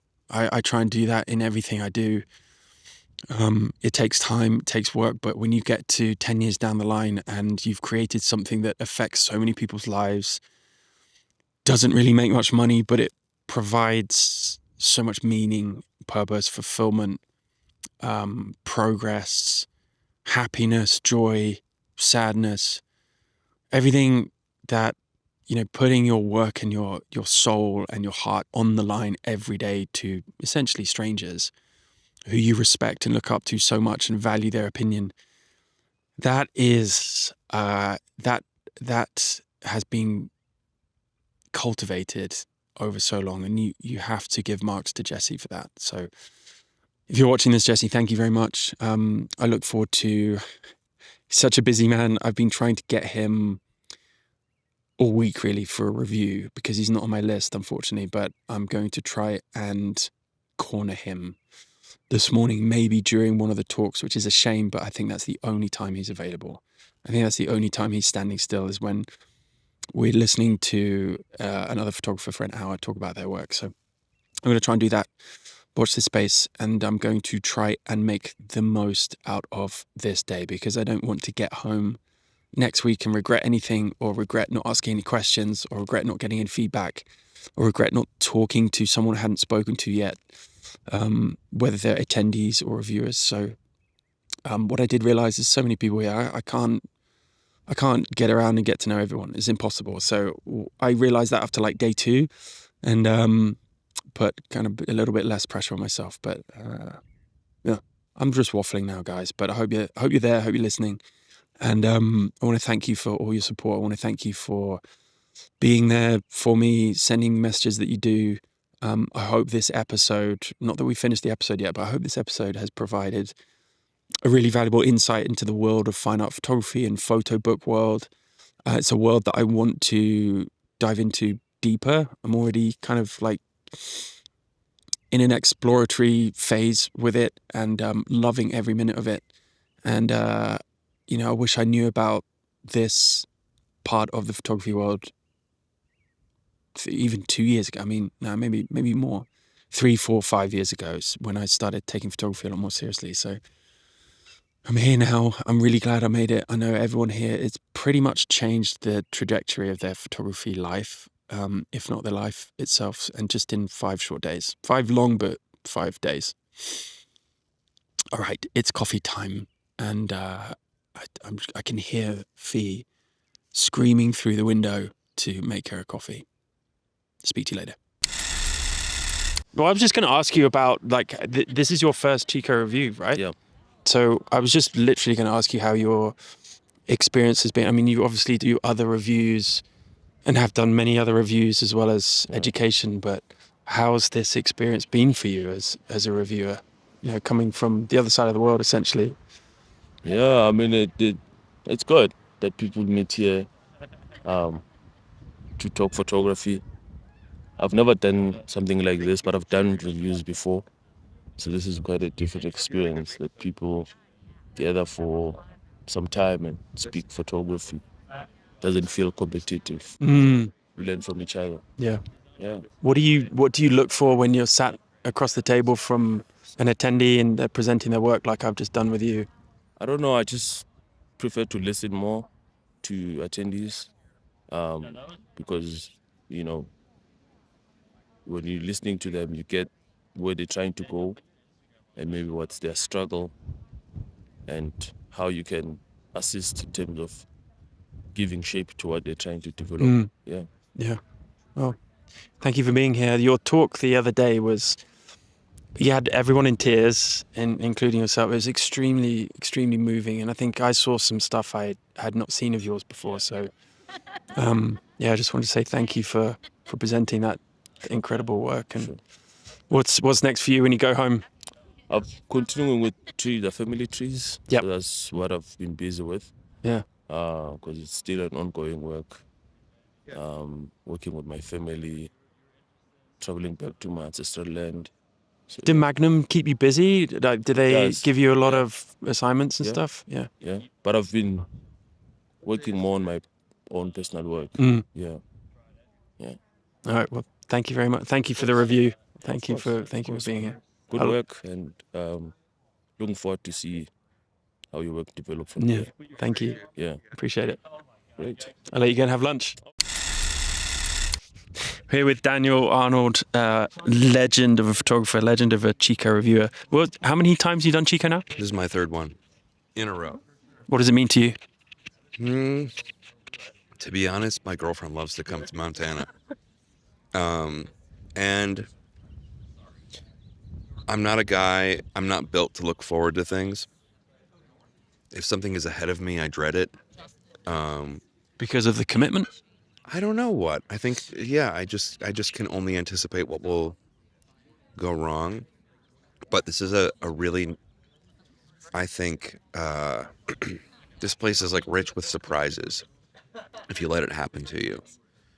And every time I come in saying, this is my last time, and by the end, there's some like transcendent little surprise, different view of myself or perspective shift or connection or whatever. I'm like, fine, bring Kay back to Montana next year. It could be worse. What do you I mean, we just talked about my work and just work in general in terms of how people see the world, but how people use books and images and the book making process not being, I mean, is it right to say not being as important to you as the actual just going out and fucking shooting? Yeah, I find all of the sort of backward-looking, memorializing parts of this job to be the hardest, like making a show or a book or, you know, giving any kind of summation or greatest hits purpose or whatever. Being on a podcast. Well, luckily I live in New York, so we don't do these things. You know, there's too many distractions to. So you live in the city, or yeah, I've had so much fun diverting that I forget your question. Yeah, sorry, that was me. I interrupted you. The importance of books compared to the importance of, I guess, materializing your work compared to the work itself, right? And putting pressure pressure on yourself from other people as well as from yourself? Right. Because we come here to the review and we just go, I want to make a book. Yeah. Come and like me.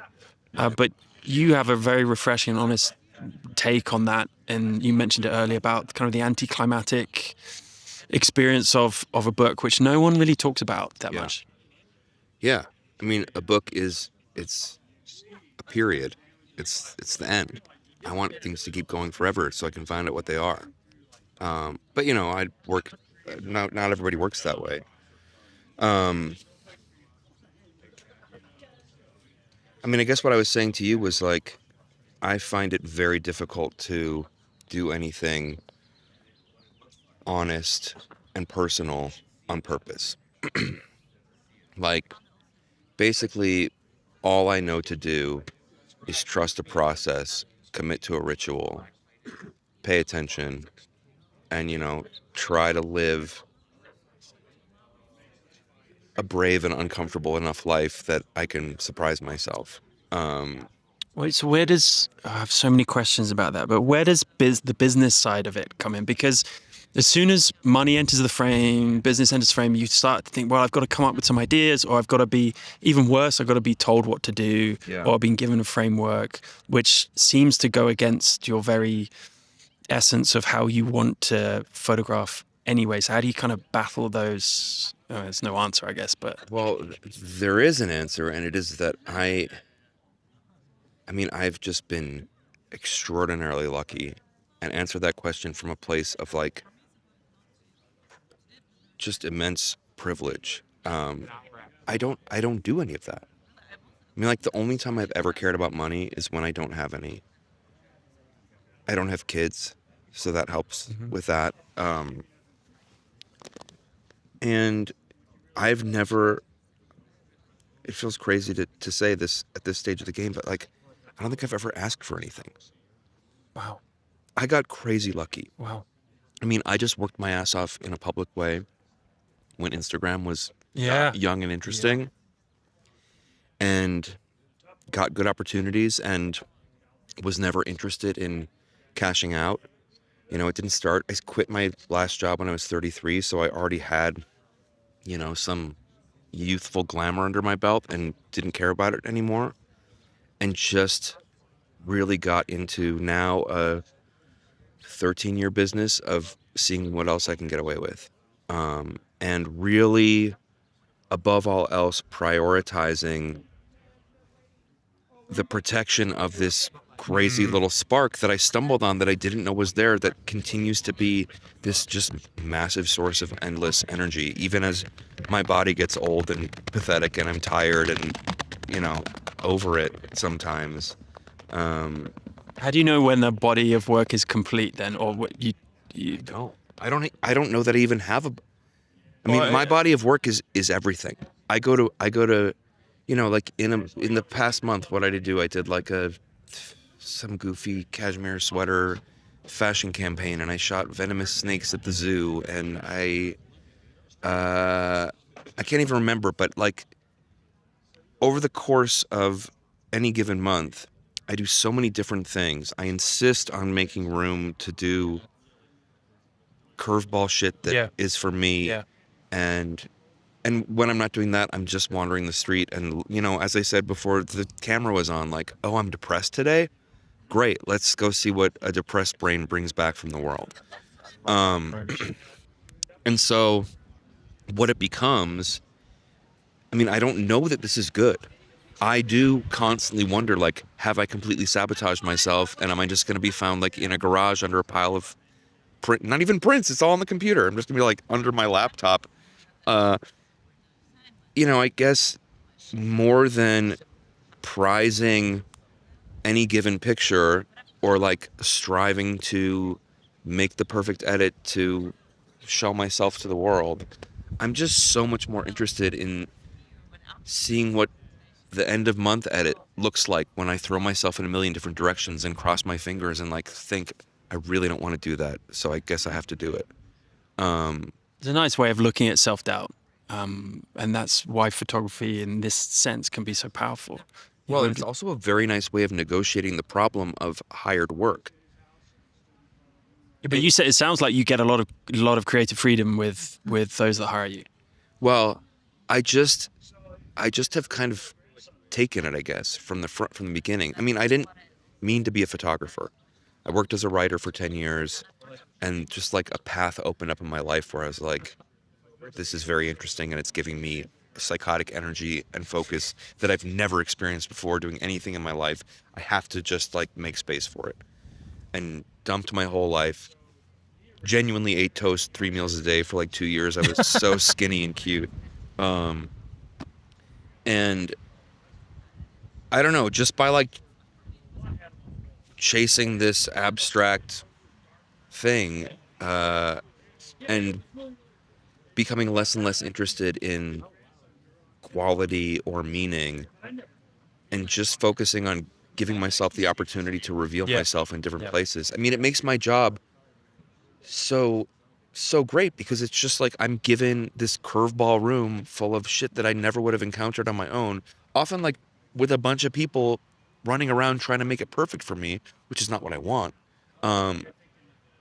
But still, at the end of every month, I get to mix it all up with street pictures and weird side projects and pictures of my life at home, and see what connects them all, and make that pile, and then make that pile the next month, and do it all year, and then at the end of the year take that whole year pile and be like, okay, what's the thread here? What are the pictures that get to stay? And just play that game forever. I mean, have you seen my website? Yeah. I feel like that, to me, is much more satisfying than a book, because in a way it replicates the experience of going to find the photos. Well, and it's all you. Yeah. You know, there's no publisher involved. There's no designer involved. Well, there is, but it's you. You know, it's fully controlled. So when you come to places like this, so third year in a row, and maybe you don't have an answer to this question, but if you're looking at work across the table, what type of approach, or what type of work, or what are you seeing that would give you a spark and just go, yeah, this is great, or this means something, or dive deeper into this? Are you looking for truth? Are you looking for consistency, cohesion? What are you looking for when you see other people's work? I mean, forgive me if it sounds corny and full of shit, but it's true. It's like, people keep asking me if I've seen any great work that has blown me away, and I actually don't know, because, you know, there's a lot of people in this mix who could offer you a book deal theoretically, or tell you like what you need to do with your portfolio to be able to one day approach a museum, or there are people who are extraordinarily confident about sequencing, who will open up your box of prints and tell you what they are and tell you to get rid of stuff. And the truth is, it's 20 minutes of speed dating. And there's a lot of guilt and ego at play, where you're like, I know it was hard for you to come here, and I've got 20 minutes to be useful, and God, does it feel good to be useful. So I'm just going to like freestyle whatever the fuck I can think of off the top of my head. And for me, I don't know, I guess I feel bad kind of, because I feel like I'm not even really engaging directly with the photos, because I don't care. It's so much more interesting to me to try to conjure up this quick crack spiritual connection of like, we're both kind of after the same thing. And listen up, guys. It's probably the best advice you're gonna hear. Well, I just feel like I've had such a sweet, lucky ride. I've been given pats on the back that I didn't know existed, like before I could think to want them. And the only consistent thing of value there is that I know it doesn't change anything. It doesn't matter. It doesn't make me, I don't wake up every morning and be like, I'm a good photographer, I'm gonna go take good pictures. I wake up every day and think, I'm shit. Maybe today I'll get lucky and prove to myself that I'm still worth a damn, and that I wasn't just lucky when I was 33 and, you know, audacious. And that's not false modesty. It's like, it's the truth. I think there's this perception now in this social media model that like you strike some magic note and the world just kind of like opens up and slows down before you, and you get to luxuriate in being a good photographer. And I think the truth is, like, the more doors that open for you, the more you discover that this is just like a lifelong slog. and that there's no trophy that means anything except for the life that you get to live by committing to paying attention to your life. Mic drop.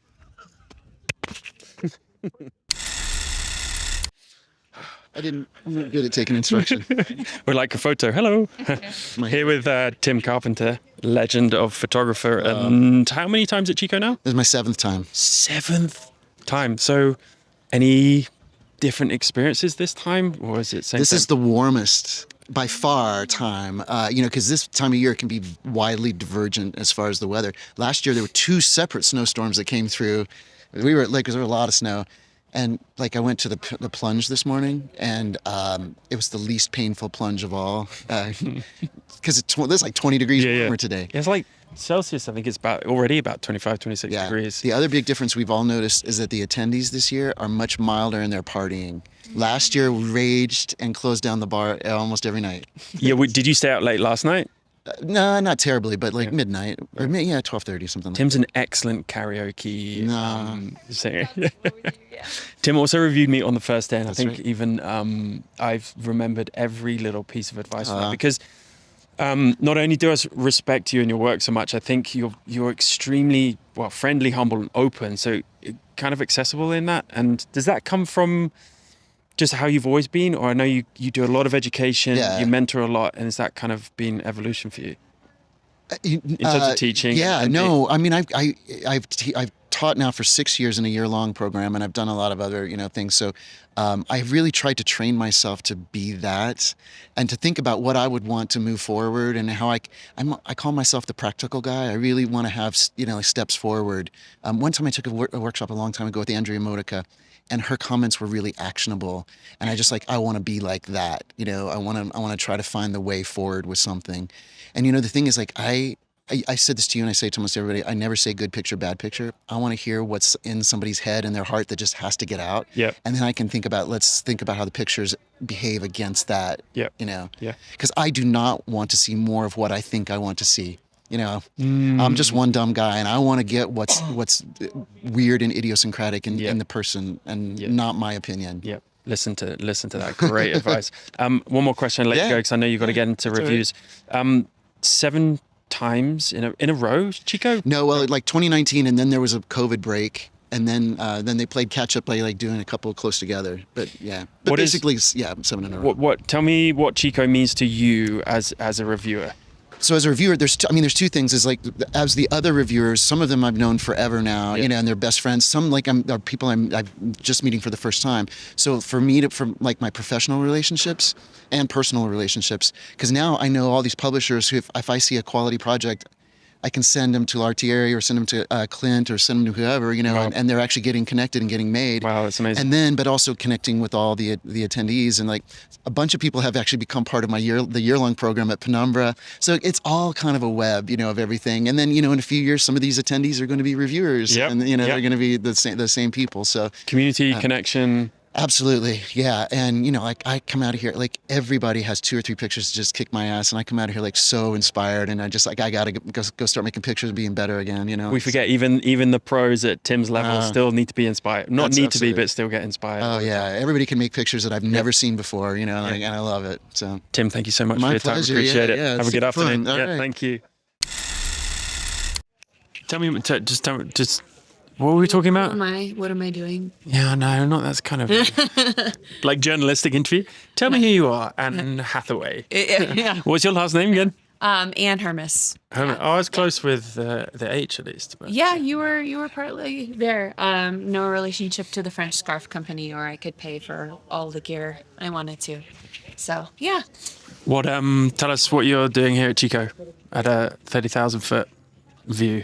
I was trying to figure out what, if anything, I could do with my personal work, because I've had it published in the editorial space, and I've been so proud and grateful for that. But I don't feel like it's the end of the road for the work I've been doing. And so I came here to try and figure out if there was a path after this. And there have been a lot of direct and indirect answers to that. And I feel like I've been able to piece together some answers, both from discussions with not just the reviewers, but the reviewees, because I think having conversations with the other working photographers here has been one of the more rewarding things. Working as in people doing it full time? Like, if you're making money off of your Yeah. camera, Okay. and I'm not saying you're making money off of the personal projects you've come to show here, even just like the unglamorous stuff that you're doing, and you're not, as we talked about, the hustling, you know, like I wanted to talk about the hustle because I don't think a lot of people talk about the hustle. You know? because it's not sexy. It's not. No, well, how often are we going to post that on Yeah. our Instagram account or Yeah. Substack? Yeah.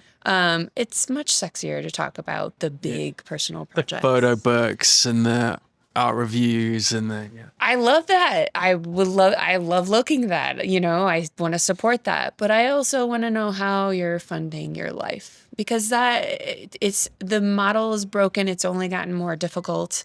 And so how do we support each other, and how do we support ourselves? And having people who are not gatekeeping that information, especially here, has been one of the more valuable lessons for like things that I've experienced, is like learning some of the hard, direct paths and how to leverage your personal work in the commercial world or as a teaching gig, or, you know, even doing more workshops. That kind of a thing has been really valuable. It sounds like the initial goal you had from Chico Review has changed slightly, or the expectation, I should say. Everybody came here wanting a book. Yeah. Of course, I would have loved Yeah. to come here and have somebody say, "Oh, here's money for a book," right? You know, like, let's do it right now. And I didn't have anyone say this is not a book. No one said that. Everyone said, this is a book. It's not a photo book. It is for at least my project, it has more of a broad appeal outside the, you know, photo book world. And so you should be looking at academic presses, which was very valuable information. But it's also kind of like, okay, so we're still talking about more time, more energy. And at the end of all of this work, you know, which I care about getting out there, I still won't make money off of the book, because nobody makes money off of photo books, no matter where you get published. So for me, I hate to say it, like, I need to know how I can fund my life and continue doing this work, because I work in the journalism world quite often, and my project's about journalism, and my husband's in journalism, and I don't know if you've heard, there's no money in journalism. And oh, by the way, there's no money in the photo book world. So just figuring out how to piece this together to make it sustainable, because I think we shouldn't lie to each other at this point. It's the model is unsustainable. So we really have to help each other keep at it, because there's so many valuable voices and stories that are being told here, and I just want everybody to be able to continue the work that they're doing. But we do have to We have to be able to afford it. yeah, we got to put food on the table. We got to put a roof over our heads. When you, as you mentioned earlier about the model that's broken, elaborate more, certainly in the journalistic world, for those that 100%. don't really know. Tell us what makes you say that. Well, I was a staff photographer at a newspaper, and that is a job that is disappearing and has almost entirely disappeared. Yeah. And so that is a broken model in and of itself. Anyone who wants to get a staff job, like, whoa, get in line, you know? But even freelancing for editorial, and I'm talking, you know, like big places, great reputations, New York Times, Wall Street Journal, Washington Post, when they still existed to some degree. It's just, you know, they don't pay enough to live in a major urban setting. And even if you live in a remote area, they're not calling you enough to sustain. You got to be around it. Yeah. And so being realistic about that really helped me enter into the freelancing life after I had a staff job at a newspaper, because if I had gone in thinking I was only going to make money off of editorial, it would have been really painful. And so now I'm trying to find commercial clients that will basically pay me 10 times more for the same skill set that I use in journalism. And another attendee here actually coined I had never heard this term, commercial documentary. And that was like, oh, that makes so much sense to me, because the clients who are actually paying me to keep a roof over my head, they're hiring me for all the same skill set that I developed over years of being a working photojournalist. And they actually value that skill set tremendously, because they're like, oh, I don't need to send a crew of 20 in with you. You can do an amazing job, and your critical thinking skills are stellar, and you're flexible, and you can work in any situation. It's like, I learned all that as a photojournalist. And, you know, now I'm getting clients who are valuing that and paying me for that. And, you know, it's the same kind of thing where, like, in my world, if there's a client job that I can't do with a commercial client, I always try to pass that off to another photojournalist, because A, I knew that they can do a great job. Yeah. And B, I want them to be able to fund their documentary projects that they're doing as well. So that's the broken model that I'm talking about. Like, and now I'm, you know, learning more about the photo book world. You know, there's nobody here is going to lie to you and tell you that there's money in photo books, you know. At least not until you build up like a tremendous. I don't think they have. I think it's been quite honest in that respect. Yeah, for sure. So for me, I'm working in two broken model situations, so I'm trying to figure out how to make that work. Within a broken model environment, are there opportunities that might spring from that? For example, is education, you know, the democratization of education, certainly with social media and online access that we get, maybe. I don't want to bring AI into it, but you know, people can do everything these days at the touch of a button. And if you thought, I mean, I guess my question is, what happened? What are the answers that you've been looking for, and when you go home, what are you going to kind of attack next? Well, I'm definitely wondering more and more now if I'm looking at a third broken model, because commercials probably also broken. Yeah, or breaking. Or breaking it's ripping at the seams as we speak. You know, I've found, and this being here and speaking with the reviewers has confirmed that being scrappy and hustling is the only thing that's going to see you through to the end. And in some cases, that's going to be taking work that you might at first find demoralizing, but let's face it, wedding photographers are going to survive AI. Baby photographers, wedding photographers, not product photographers, or I mean, Larry was presenting. I want to hear what you think about Larry's lecture this morning, because you asked him that question, actually. Yeah. I don't think he answered it specific. I mean, AI is definitely a piece of the puzzle for the erosion of public trust in photojournalism, but there's also a reputational hit that I think that's what you meant by the question, right? Yeah. You know, with the fake news wave that came about in 2016, I've seen it in alarming ways, because it's not just, you know, people saying that the New York Times is fake news, but people are saying that these local newsrooms that I photograph are fake news. And it's like, you guys shop at the same grocery store as the people who report on your neighborhood. Like, you know better than anyone that they are not, you know, making this shit up. Now it's anyone's opinion is worth as much as a fact, and it's and politicization. Yeah, It's been a long week. Mouthful. But media is politicized now, which is why people don't trust anything that A, doesn't fit their own narrative, and B, doesn't kind of fit into the whatever perspective they're watching or reading or listening to. Right? Yeah. Well, and the funny part of that is, like, I think, and Larry touched on this a little bit, of like, there was never really a truth with a capital T. There was never objectivity. Yeah. True objectivity, because the way I photograph things is different from the way you would photograph. So it got opinion attached to it all the time. You can't escape from your own reality enough to be totally unbiased. And I've been trying to, in my journalism work, go more towards fairness, because I think that's the best anyone can do. But Larry kind of, in a way, weirdly answered his own question through his own work, because his work has transitioned from at least the photo books and the stories that he's telling, the way he's telling them, has transitioned from the very tried and true old school black and white books with minimal design, you know, and just like really intense war imagery. Those were sort of like the traditional photo books in that particular field. And now you've seen like he has ephemera, you know, he has objects, he's scanning objects, he's music and video. Music and video. And I think he's seen the writing on the wall that like storytelling has changed a little bit.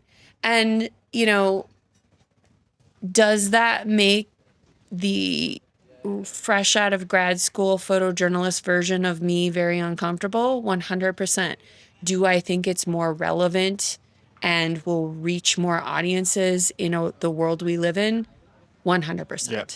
And if that is going to get somebody who has not educated themselves about what's going on with, you know, Afghanistan or Ukraine, you know, then if that's what's going to connect with people, then I'm kind of like, all right, let's do it. If that's what needs to be done, as long as we're transparent about the way that we're doing it.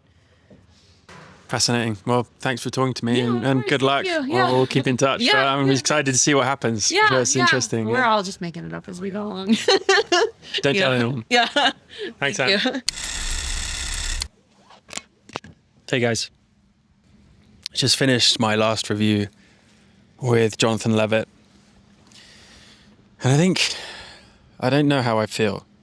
I feel sad that it's over. I feel actually quite emotional that I'm not going to see some of these people probably ever again. I'm not going to see some of these people for a very long time.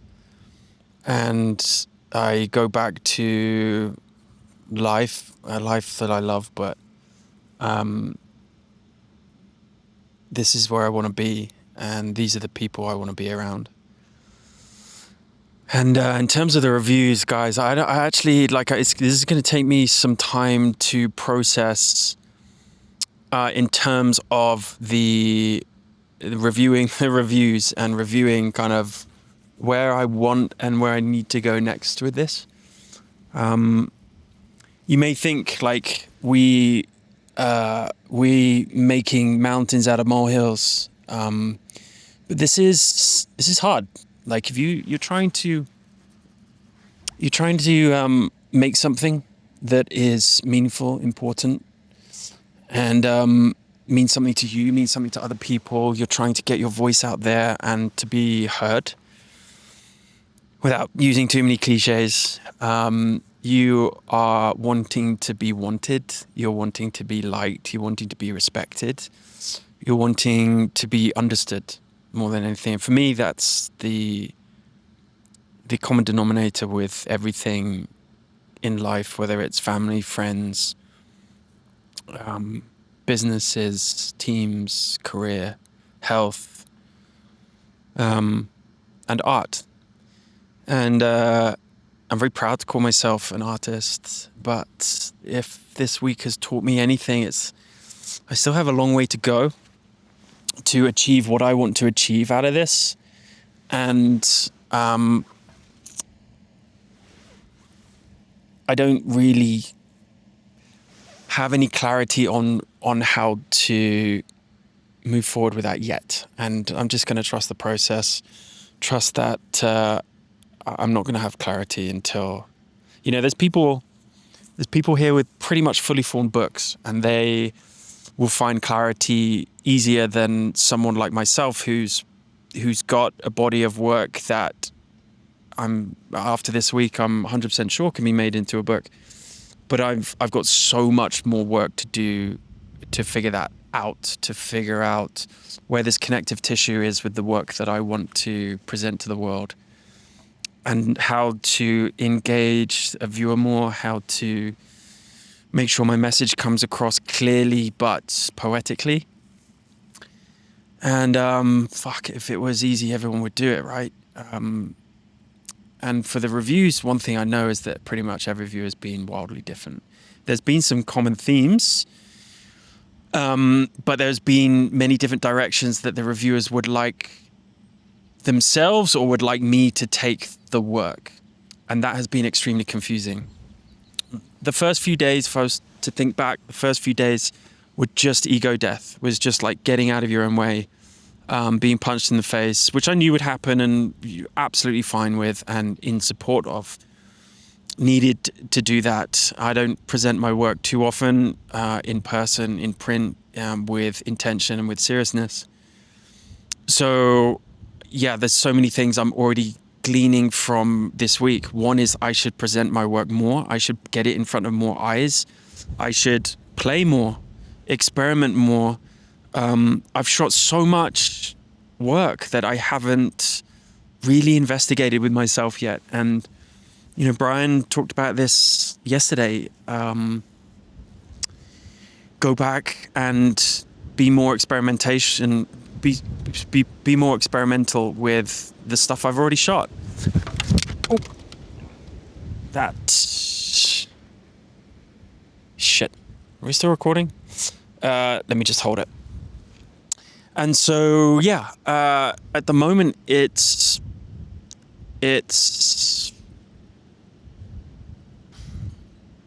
is, I guess. I'm looking at my camera that's scratched now. Great.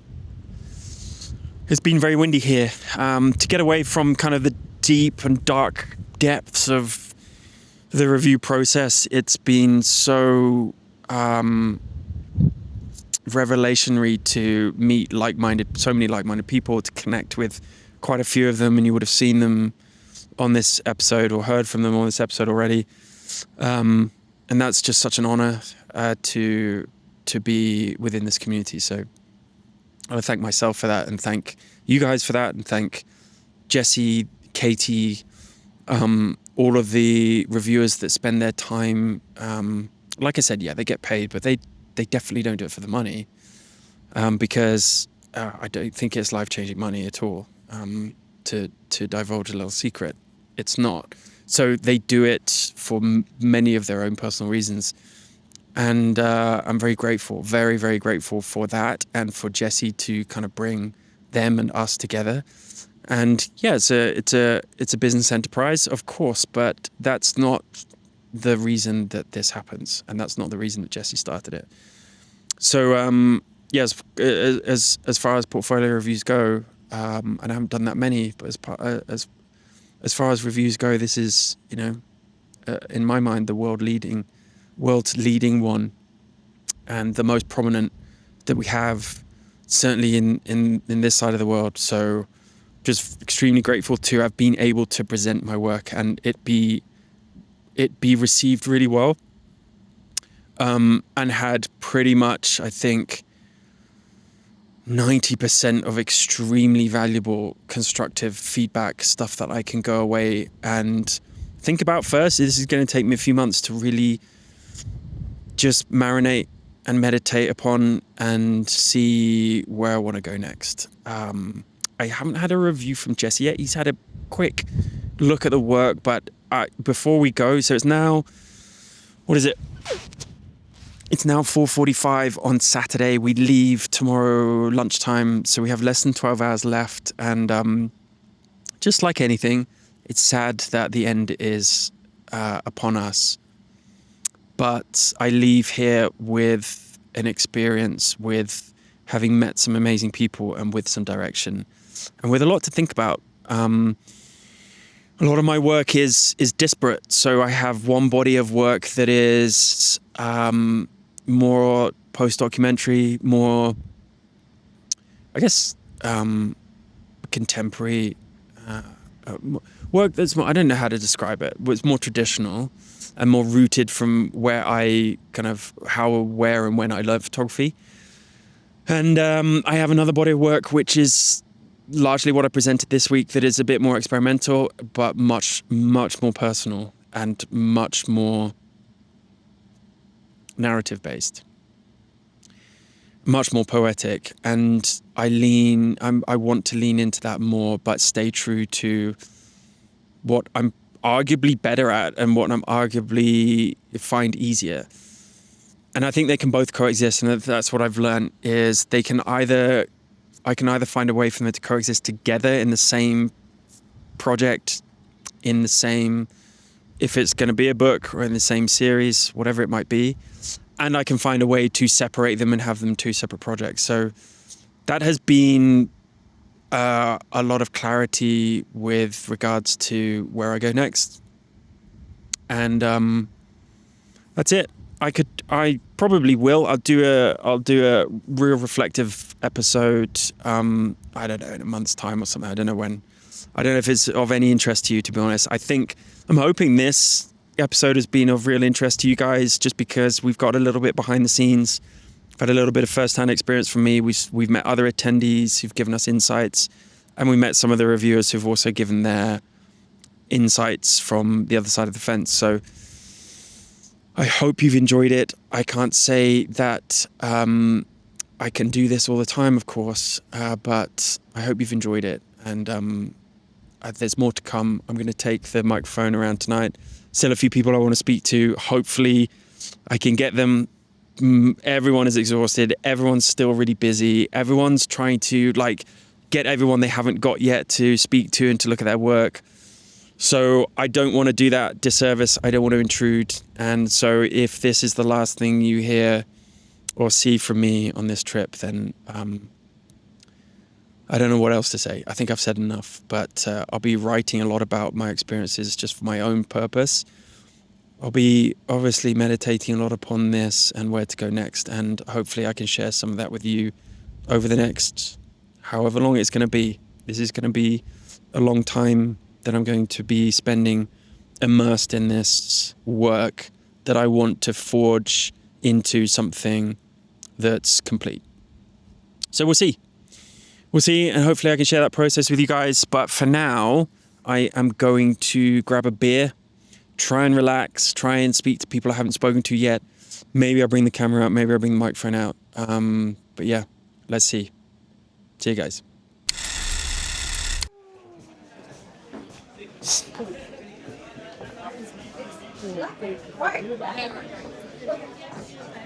Shouldn't be. Saying high highs, these brutally low lows. Not. This beautiful warm summer. Yeah, just a little bit, but try and get community collapses when that fucking summer goes away. Yeah, it turns into this empty landscape that you kind of have to fucking survive. You're almost not living in. What I find quite interesting about being here is a real resonance with the land.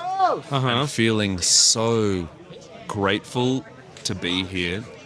And then going out to Livingston and spending 5-6 days there. Yeah, that must have been cool. Well, it's an incredible place. It has a creative kind of historical energy to it. Yeah. And then meeting the locals, and they're the most warm, kind-hearted people. They're some of definitely the warmest people in the US. But in the back of my mind, I'm thinking about the political climate here in the States and this differentiation of values. And you have these moments of connection with people. You're like, oh, you're so kind, holy shit. And you're like, oh, where are you from? I'm from Australia. Oh, you have a whole beautiful conversation. And then if you dig deeper, I can't really escape from how do you feel about, well, not how do you feel about, but what are your values? Yep. For me, I feel I have this profound dissonance with living here, and it's such a beautiful landscape. There is that connection to it, and maybe it's where I live north of here, but there's a very dark undertone of cruelty and unwillingness to talk to your neighbors and be present, be part of a community, and let others in. Isn't that cruelty in what aspects? The way they fucking treat homeless people, the way they treat trans people, the way it's a fuck you, leave me alone. I came here to be left the fuck alone. Don't talk to me, kind of thing.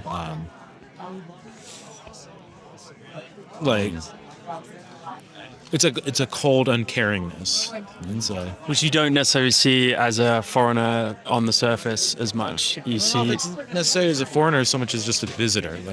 Yeah, that's a better way. Yeah. You're here and you get this. I mean, but by the sounds of it, this doesn't happen. This isn't every day in Montana. This is this is a bubble. Livingston is also a bubble. Livingston is a very progressive liberal bubble. Is it a liberal town? Yeah. Yeah. Yeah. Oh, okay. Yeah. Well, Montana's a red state, right? So like, how red? Okay. Yeah. It used to be more of like a purple libertarian state. Like it was just like, you leave me alone, I'll leave you alone. I'm gonna come help you shovel your fucking driveway out. And now it's just like, it's lost that in the last handful of years, I think. Really? Yeah. Why? I think a lot of people have moved in after COVID. Yeah. A lot of people came from like California and liberal states, and I'm being, what's the word? Oppressed. Like, I don't have these freedoms. I have to wear a mask. I have to do all this fucking COVID bullshit. Now they come here Stuff thinking that never mattered. They come here thinking that the West is this rugged, hyper-individualized place, when really, like, it can't be that. Like, this land's like, it's so spread out. The resources are so spread out. The communities are so spread out. Like, you need to build community in here. Give us some more details about your week. I'm interested. Like, there's obviously I've spoken to like I want to ask Aaron a few more questions later, but I've spoken to a lot of the attendees here about just the bubble that is Chico Review. But the whole alumni thing is slightly different. And for those that may be listening or watching, can you tell us like the week that you've had, what that has entailed? I mean, with Ray Meeks, you know, one of the heroes in the game. But yeah, just give us a few more details about what you've been doing this week. Well, okay, so this is my third year here. The first year, I felt like I was bringing my practice, my world, into this, like sharing it with artists that I have known their name and their work forever. Yeah. And like so inspired by them. And daunted at the same time. Daunted. But then you like sit down and you have a beer and you have a conversation and you realize that we're actually all just trying to figure it out. We're all human beings.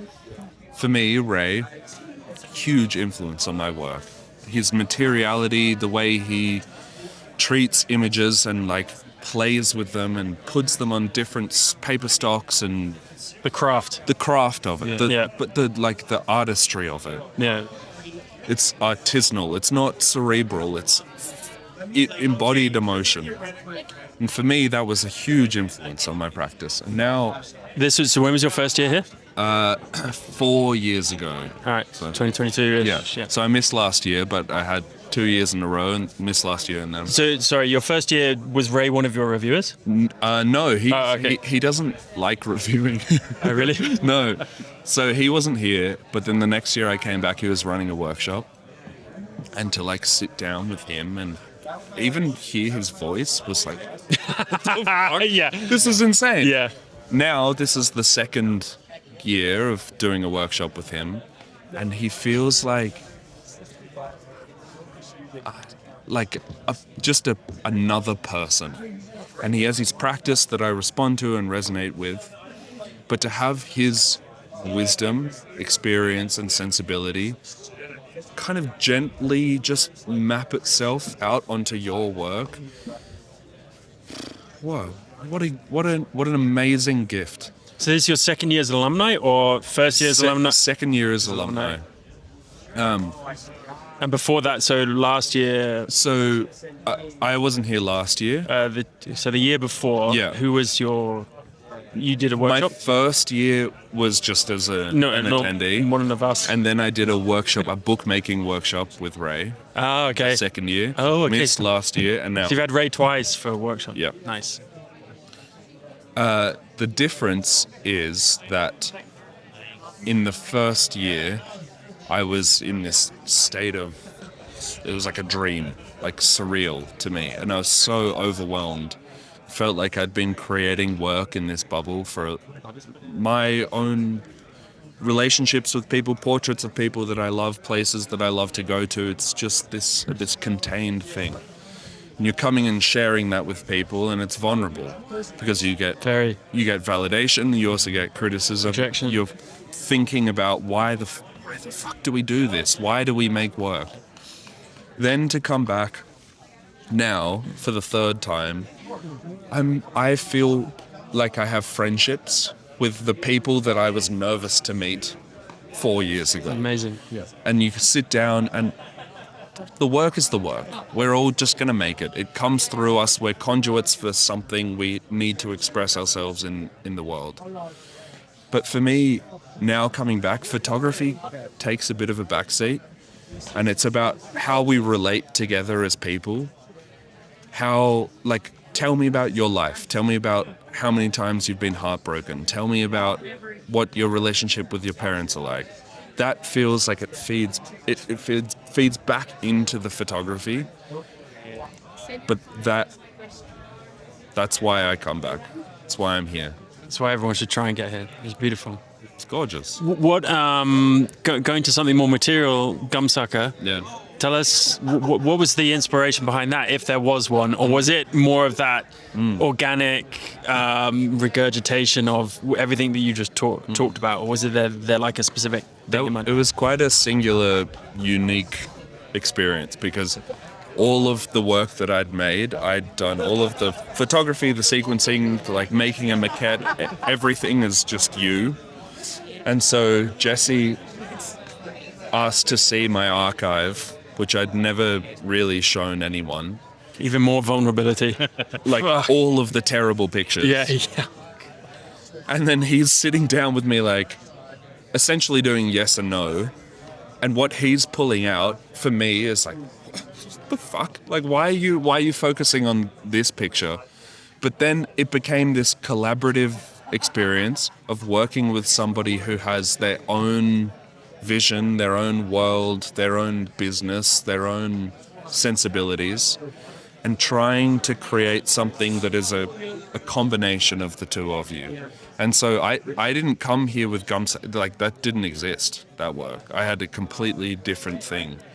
And so now that book is like the love child of us connecting, talking, building a friendship and a relationship, and it being my pictures, but his, I don't know, vision. His not his vision. It's like it doesn't feel like his vision, but his sensibility, how he sees pictures, and so to see that book, it's like things that I would never do. Yeah. That were so resonant and beautiful, and then also other decisions that I felt like that's not me. It's not my world. But I think this is what happens when you work with publishers. Like, you have to give yourself to them and accept that the work lives outside of you. It's no longer... Which I think so many people have an issue with. Maybe not an issue, but maybe a limitation in that respect. Yeah, fascinating. I'd love to talk to you more about Gumsucker. I don't want to keep you too long either. Aaron, can you tell us a little bit about what this week has given you in terms of, we talked a little bit before, in terms of like expectations coming in here, and as a scholar, was that more of a weight on your shoulders to come out of here with something a little bit more solid? I'm not sure that I had any firm expectations out of it. Like, my practice has been so insular. I think my main goal was just like coming here, finding people who I can trust, who I know like want to see me succeed as a photographer and as an artist, and building relationships with them in hopes of being able to lean on them to help me develop my own practice. I'm going to put you on the spot, but how's it gone in terms of like what you're going to go away with from the feedback, but also connections here and the goal that you just talked about? How are you going to like just fucking unpack all of this and essentially move forward, right? That's what we're trying to do. Any ideas? I can't say that I know that yet. I think I just need to keep looking inward within myself and figuring out what the fuck I want to say. I keep coming back to this like feeling that with my work I want to write a poem, and I need to what's the poem going to be about? Yeah. Well, I've seen your work. I've obviously seen your work. Both incredible artists. Thanks for being here. It's nice to meet you. Thank you. Thanks for having a conversation. Hey guys, as I hoped, I'd give you a little bit more of the last evening. Just had the little bit of a photo book fair, and here's Rory again presenting some of what he's been working on this week. I'm not going to disturb him right now. But yeah, a lot of books laid out. I've bought and gone bankrupt a couple of times tonight. Got some right bangers. And so everyone's just kind of spending the last night mingling.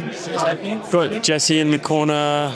I won't talk to him. He's absolutely exhausted. We've got Jesse over there putting his last little touches on the event.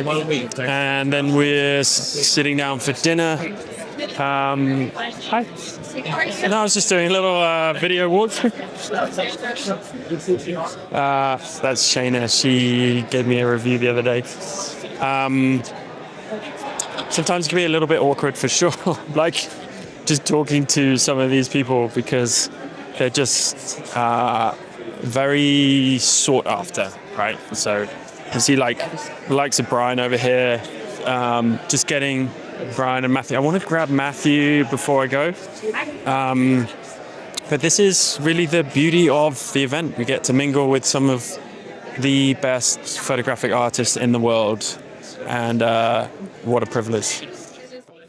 Can I use your pencil? Yes, yes. Harrison signing a copy here. That's not like real life, right? No, it's not. Marshall always giving great advice.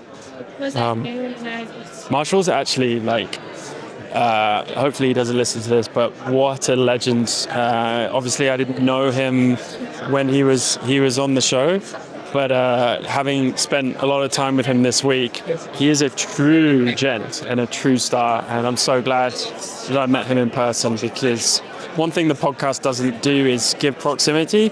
It opens doors and it asks questions and gives me access to have conversations, but it often surface level, and being able to meet these people has just opened up an even deeper level of conversation and familiarity, which is extremely valuable.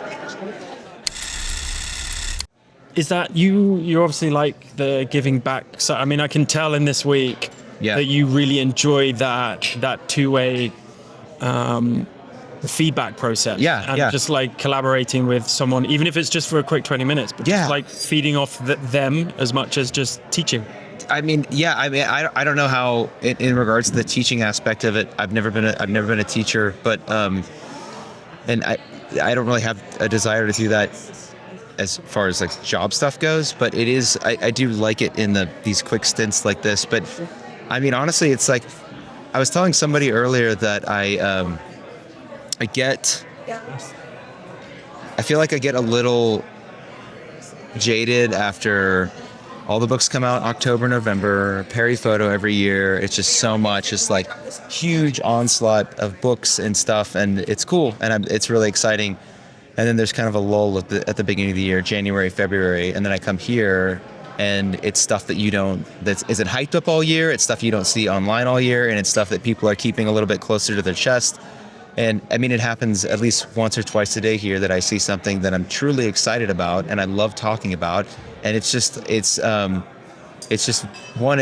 very encouraging as far as where the medium is headed, but also just for selfish reasons, just it lights a fire under my ass, And I think it goes both ways with the attendees as well, I forget. I was talking about this with a few attendees today. Yeah. Forget that the reviewers that we put on this pedestal, right? Especially like before we get here, and it kind of dissipates as we go to know you guys. Yeah. And remember that everyone's human. Everyone's like still, even you guys that we look up to and go, these guys have made it. They've made some incredible work.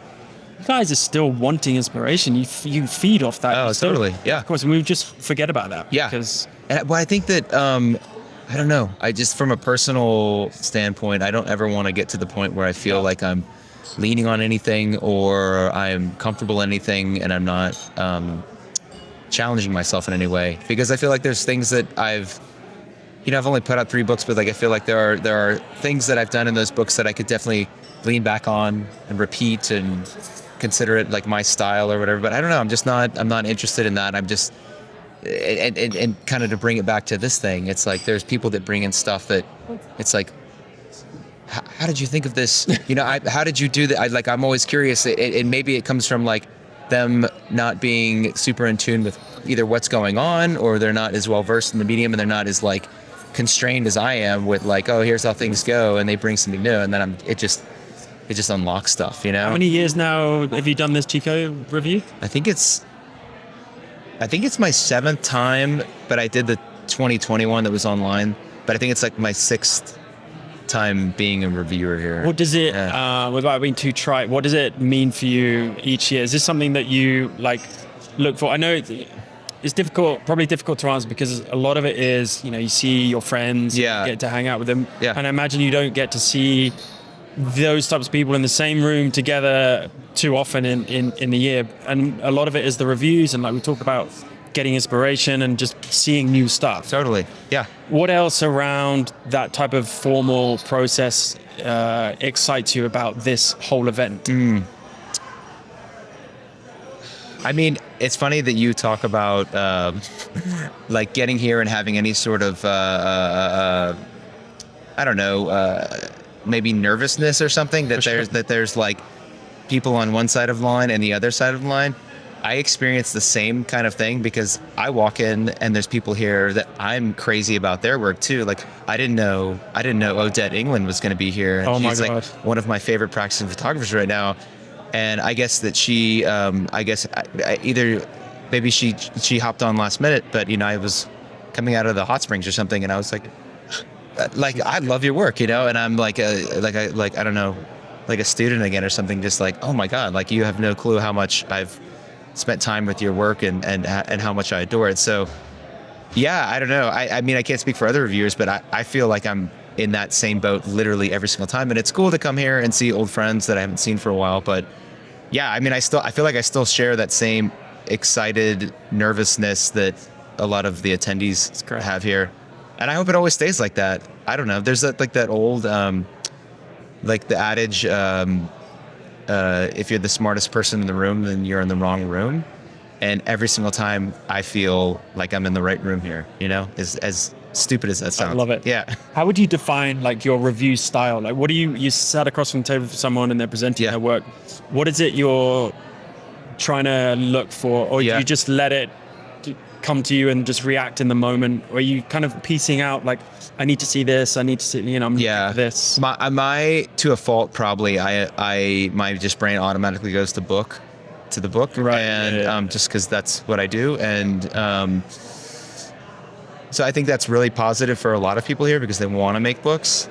But it's tough sometimes because that's like a pretty constrained way to look at work. A lot of people sit down and say, well, do you want to hear about the work or do you want just to look at the pictures? And it's kind of a crapshoot because usually I say, go ahead and tell me about the project, and I'll like look at stuff and kind of see where they're headed, because everyone's at all different walks at where their project is. So usually I think maybe I should probably just look at the work and say what I'm seeing, but sometimes I'm way off. I could be way off, and then it takes a while for us to kind of find each other. Yeah. Especially in 20 minutes. Yeah, in 20 minutes, yeah. So, but usually the first couple of days, I just kind of go at it, what are you up to? What are your goals? And then try to get them to, a little bit further than they were the 20 minutes before. And then the last 2 days, I like to ask the attendees like what they've heard that's been helpful, because I just don't want to be repetitive and want to get them a little bit further, you know? So it's like, hey, what have you heard that's been helpful? Yeah. So that we can say yes, and then let's build on top of that so we can move it a little bit further. Because if, there's been people where I've said, what have you heard? And they say, oh, this person, and this person all told me the exact same thing. And I don't want to be a broken record and just, tell them the same shit. I think what I appreciate, thanks for giving me an informal review. It was my pleasure, man. I think what I hear from other reviewers as well, that they find very helpful, not other reviewers, sorry, other attendees, they find very helpful with the reviewers, is if the reviewer can kind of meet them somewhere in the middle. Yeah. If there's no harmony there, at least suggest, like what Brian did to me as well. He just took me, like, I feel like I can give you other inspirations through other books. Yeah. I think that's really helpful rather than try and impose, try and kind of like put a square peg in a round hole sometimes. Yeah. And I think that's what you're really good at as well. Like just knowing your shit. Yeah. And knowing where you can maybe direct someone, even if it's not through your own. Totally. Yeah. I always try to preface it like, hey, this is just to my taste, and I'm giving you literally one answer from one point of view, and not even an answer, just like maybe a suggestion of where you could possibly guide this thing. But sometimes I'm way off, you know, like sometimes I'll, you know, during the second couple days, someone will sit down and show me their work, and I'll immediately have like ideas, like immediately my head goes here or there, whatever, and then I'll ask, oh, what's been helpful? And they'll say, oh, well, Brad said this, or, you know, or Odette said this, and I'm like, oh, no, like I was thinking way smaller than what this whole thing was. So, I mean, that's always a good thing about asking too, because then it's like, oh shit, someone kicked the door open for this idea over here, so we can, you know, try to suss that out. Last question before we go and have a beer. I'm keen to know who your inspirations were when you were. Did you go to art school? Did you go to photography school? I did. Yeah, I went. My undergrad was in graphic design, but that's where photography kind of started, because you have to take, you know, like the. I forgot what they're called, the extra classes or whatever. So I had taken 3 photography courses on top of my design classes, because I just like naively thought that that if like a designer was designing a project and there was photography involved, that you were supposed to make the pictures as well. So I was like, well, I should probably learn how to make pictures, because if I'm like designing a car ad or something, I got to take pictures of the car or whatever. That's what I thought. So I was taking all these photography classes, and that's kind of how I got started with that. But I ended up going about maybe 8-9 years after I did my undergrad to the program at the University of Hartford it was there 2015 to 2017. Inspirations? Oh, shit! Right now? No. Like, when you were starting, like what kind of carved your voice in that respect? Just a quick. Man, I don't know. Like from at the very beginning, I went to school in Waco, my undergrad, and so I was just like naturally photographing old buildings, neon. Oh, right. Yeah, signs, stuff like that, because it's an old town. And it was funny because the professor that was normally teaching the class, she was fine, a good teacher, but I think she was pregnant, so she was on leave, and so we had this grad student, and that was into more contemporary photography, and so she saw all the stuff that I was shooting, and she was like, "Oh, you might like William Eggleston," and I was like, I didn't know who that was, and she photocopied me the introduction to the guide, Sarkowski's guide. And it was funny because she should read this, and I read it, but there were like no pictures attached to it. So I was like, oh well, this sounds great, but I don't have anything to. So then I went I went to the library, and then that was kind of the Eggleston was kind of the first love, and then Eggleston led me to Shore and Deanne Arbus and Nan Golden and all these other people, and it was just like the floodgate. Now I don't look at a lot of photography. I mean, there's like the heavy hitters. I come to this. I always make a ton of new friends, and I keep up with their projects, and I'm always really excited about them, and that feeds a lot. But yeah, mostly still a lot of poetry. I read a lot of poetry, and then just like looking at a lot of paintings these days, a lot of painting books and stuff like that. Yeah, I go to the library a lot and just check out painting books. As silly as that sounds, it's like, I don't know, it lights a fire somewhere. So. All right, man. Well, I know I can speak for the other attendees to say thank you for your. No, thank you, man. It was. I see you give so many people so much time, and we're forever grateful. So dude, thank you. Yeah. It's a pleasure is all mine. Appreciate it. Yeah, dude. Thanks so much, man. Thank you. Yeah, seriously. All right, here we are. This is it. Final goodbyes. Everyone getting the shuttle. Quite a few people left this morning. Beautiful day to be saying goodbye to such a beautiful place. I hope to be back. I hope I'm going to be back. We're going to work hard to get back. The beauty, I'm not sure if I said this before, but as an alumni, now that we're alumni, we can come back whenever we want, basically, without having to apply and be selected. So we can either do workshops or do reviews again. So yeah, let's let's see what happens. I might just run in quickly and see if we can just find Jesse, say goodbye to. Jesse's packing up, and most of the reviewers have gone now, and it's kind of a bittersweet. Looking forward to getting home, but see if he's in here.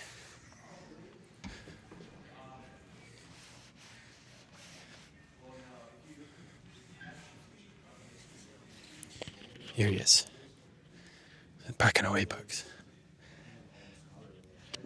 You never fucking told me I was going to do that. I would have time to read more. No. Yeah, you can. So I have 10 sold, but I ordered 15. Say goodbye.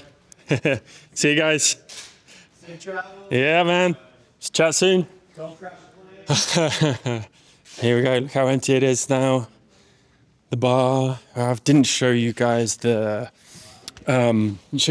saloon bar or the hot springs. So I'm really sorry about that. I didn't go in the springs. Went in the bar a lot. I was in the bar last night, probably a bit too late. But it's all good. I don't think I showed you. I think I showed you the espresso bar. Here's our shuttle. Sad times. But here we go. We're off. And I will be able to process it. I think I said this to you last night or yesterday. I'll be able to process this a lot better when I have some emotional space and write some essays, write some notes, maybe write the odd poem and just see what comes out. But yeah, here we go. Time to head to the airport. Yeah.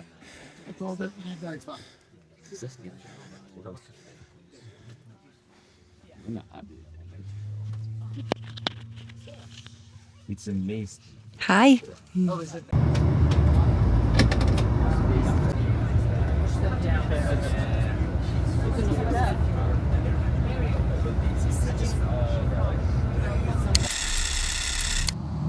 Right, guys, this is the last thing you'll probably hear from me for this episode, because the week is done and I'm sitting here on a flight somewhere between Chico and home. I won't even go into it. We've had flights cancelled, rebookings, and just a bit of a nightmare, to be honest. But we're on the way. And as such, I've had a few days to let everything settle. Because like I've said before, when you're in it, you don't really process it. You just want to take it all in, absorb it. But now that I'm out of it a little bit, things are starting to land a bit differently. And like I did say before, it's going to take weeks, if not months, I think, for me to really grapple with what just happened and really process it and really understand where I need to go next. But looking back, I mean, I'll be honest, the first day hit me harder than I expected. The reviews were fast, mixed, and really intense. I mean, the whole thing was intense for the first 1 to 2 days, and I didn't really know what I was walking into anyway. If you think you're ready and then suddenly you're sitting across from some of the biggest names in the industry and they're pulling your work apart in ways you hadn't even considered or hadn't hoped for, but maybe deep down really knew. But the biggest surprise wasn't necessarily these formal reviews, it was really how close you are to everyone, how accessible they are. These are people from some of the biggest publishers, curators, galleries, editorials, and of course, some of the biggest photographers out there. You know, we're talking Magnum photographers, people from the New Yorker, SF MoMA, Trespasser, Blow Up Press, Lartier, etc., etc. And they're just there at dinner, on the lawn, at the bar, and they're so nice you could just walk up to any of them, and it's that access, these conversations outside the 20-minute formal slots that ended up, for me anyway, being the most valuable part of the whole experience and the most valuable part of my entire week, and will remain in my memories for forever. So let's talk about the reviews anyway. 10 reviews, 10 different people sitting across from your work telling you what they see. And by the end of that day, one thing was painfully clear, and I mean painful.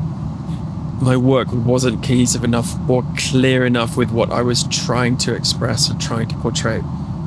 Not necessarily in narrative, and not in necessarily feeling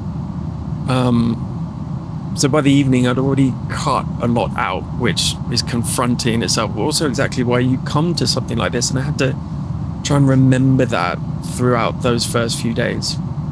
The interesting thing is, as the week went on, none of the reviewers really contradicted each other at the high level. They all understood what the work was actually trying to do and where I was coming from. They just came at it from, well, really 10 different angles. And that's actually more useful than conflicting, I think, because it gives you this 360-degree view of your own project that you can't just get alone, and that you can piece it all together. The lovable Brad Zeller was actually the one who really understood me as the person behind the images.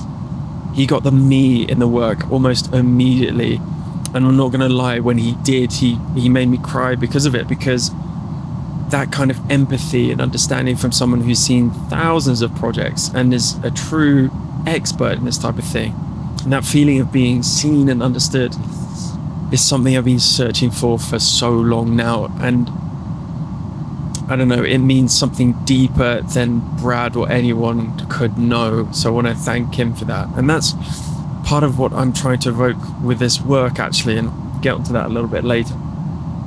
People like Genitempo and Odette England were incredibly valuable in a different way.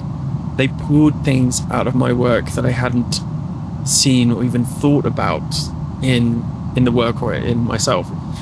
And for that, gosh, I'm so grateful, because it genuinely unlocked what my next steps are and got me really excited about them. And then someone like Jonathan Levitt, who was a bit of a dark horse for me, he talked about the work as a piece of music, something I never thought about before. Analogizing each image with like a specific emotional act and leaning into that way of thinking. And like I said, I never approached my work like that before, and it completely reframed how I think about the work, what to include, what not to include, and how to sequence it all and edit it all together for this kind of one rhythm and emotion that I'm trying to get across. The thing that's still sitting with me, and I mean really sitting with me, is this conflict of where this body and where this project and where these images can go. For so long I've been doing a certain style of photography, certain subject matter, certain themes for which I'm kind of known for now, and I don't want to betray that, because I love it and I'm good at it. But I also want to move into something, into this kind of more evocative, more poetic style in that kind of visual storytelling. And here's the irony. This project, To the Quiet Ends, is literally about the struggle of breaking away from old identities and that turbulence within that psychological experience of existing between places, both geographically and emotionally and metaphorically, of not quite being one thing anymore, but not yet being the other. Well, I'm there right now. I'm in it. I'm living the exact experience that this work is about. How beautiful is that? And I don't think I fully realized that until this week forced me to articulate it 10, 15, 20, 30 different times to as many people. So let's talk about the people. I mean, you've probably thinking back on it, you've met a lot of them through this video and this episode already. I connected with Odette immediately on the reviewer side, and that was really beautiful. And then of course the old favorites, Brian Scooterman, Matt Genitempo, Brad Zeller, and people I'd spoken to before but never actually met in person, like Marshall Toe, Harrison Miller, and Rory King, who I'm going to speak to more in the next few months, I think. So watch that space. But the dynamic between all 80 attendees, as well as reviewers, was genuinely supportive. Of course, you get the natural like cohorts, natural groupings, same as like school, really. You know, the cool gang, the all-rounders, the shy ones, the geeks, the awkward ones. But the beauty of it was none of that mattered at all. Yeah, it was visible, but none of it mattered. Everyone was just great and just to hang with and get to know. But I made a conscious decision early on after day one to not try and meet all 80 people or all 110 people. I wanted to go deep, not wide. That's why I do this podcast. Real conversations, real connections. Otherwise the week becomes just 80 different bits of small talk. And I think that was the right call, because it also meant I got to see some incredible work and really spend time and sit with it. But what about the setting and the review week itself in terms of the brand and the setting? But if we're honest, the week's still a bit of a blur, but the settings do stick with me. Obviously, an unbelievably stunning place. The saloon bar was the main hangout at night. I didn't get much footage from there, nor the hot springs. They were their own chilled world, and I couldn't or didn't really video in there, which honestly made it better, I think. But I think the lawn area was the most symbolic space of the whole week. We had great weather, and it was open, warm, and approachable. Everyone just gravitated there during the day and in between reviews. And that's, I think, where the real Chico happened. You know, in the sun, guards down, and no agenda, as it were.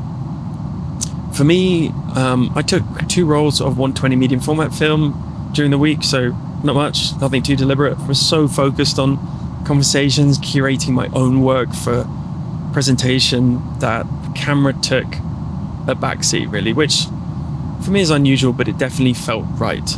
It was really more about connections and conversations. And Fee, she was incredible. She completely immersed herself, meeting everyone, making friends, just being the usual amazing social backstop that I always appreciate having. So I appreciate more than I can say. So if she's watching this, she's asleep right now, but if you're watching this, thank you so much. All right, so where are we going from here? What shifted? Has my vision for this project, Quiet Ends, actually changed? Yeah, I think it has. I have a much clearer sense already, I think, of what works within this theme and what doesn't, and what kind of grounding the work needs, what more is needed in that respect for this. Am I confident? Honestly, after the first few days, no, I was much less confident. It was definitely an ego death. Editing on day one, the realization that it wasn't cohesive yet, it's really, really humbling.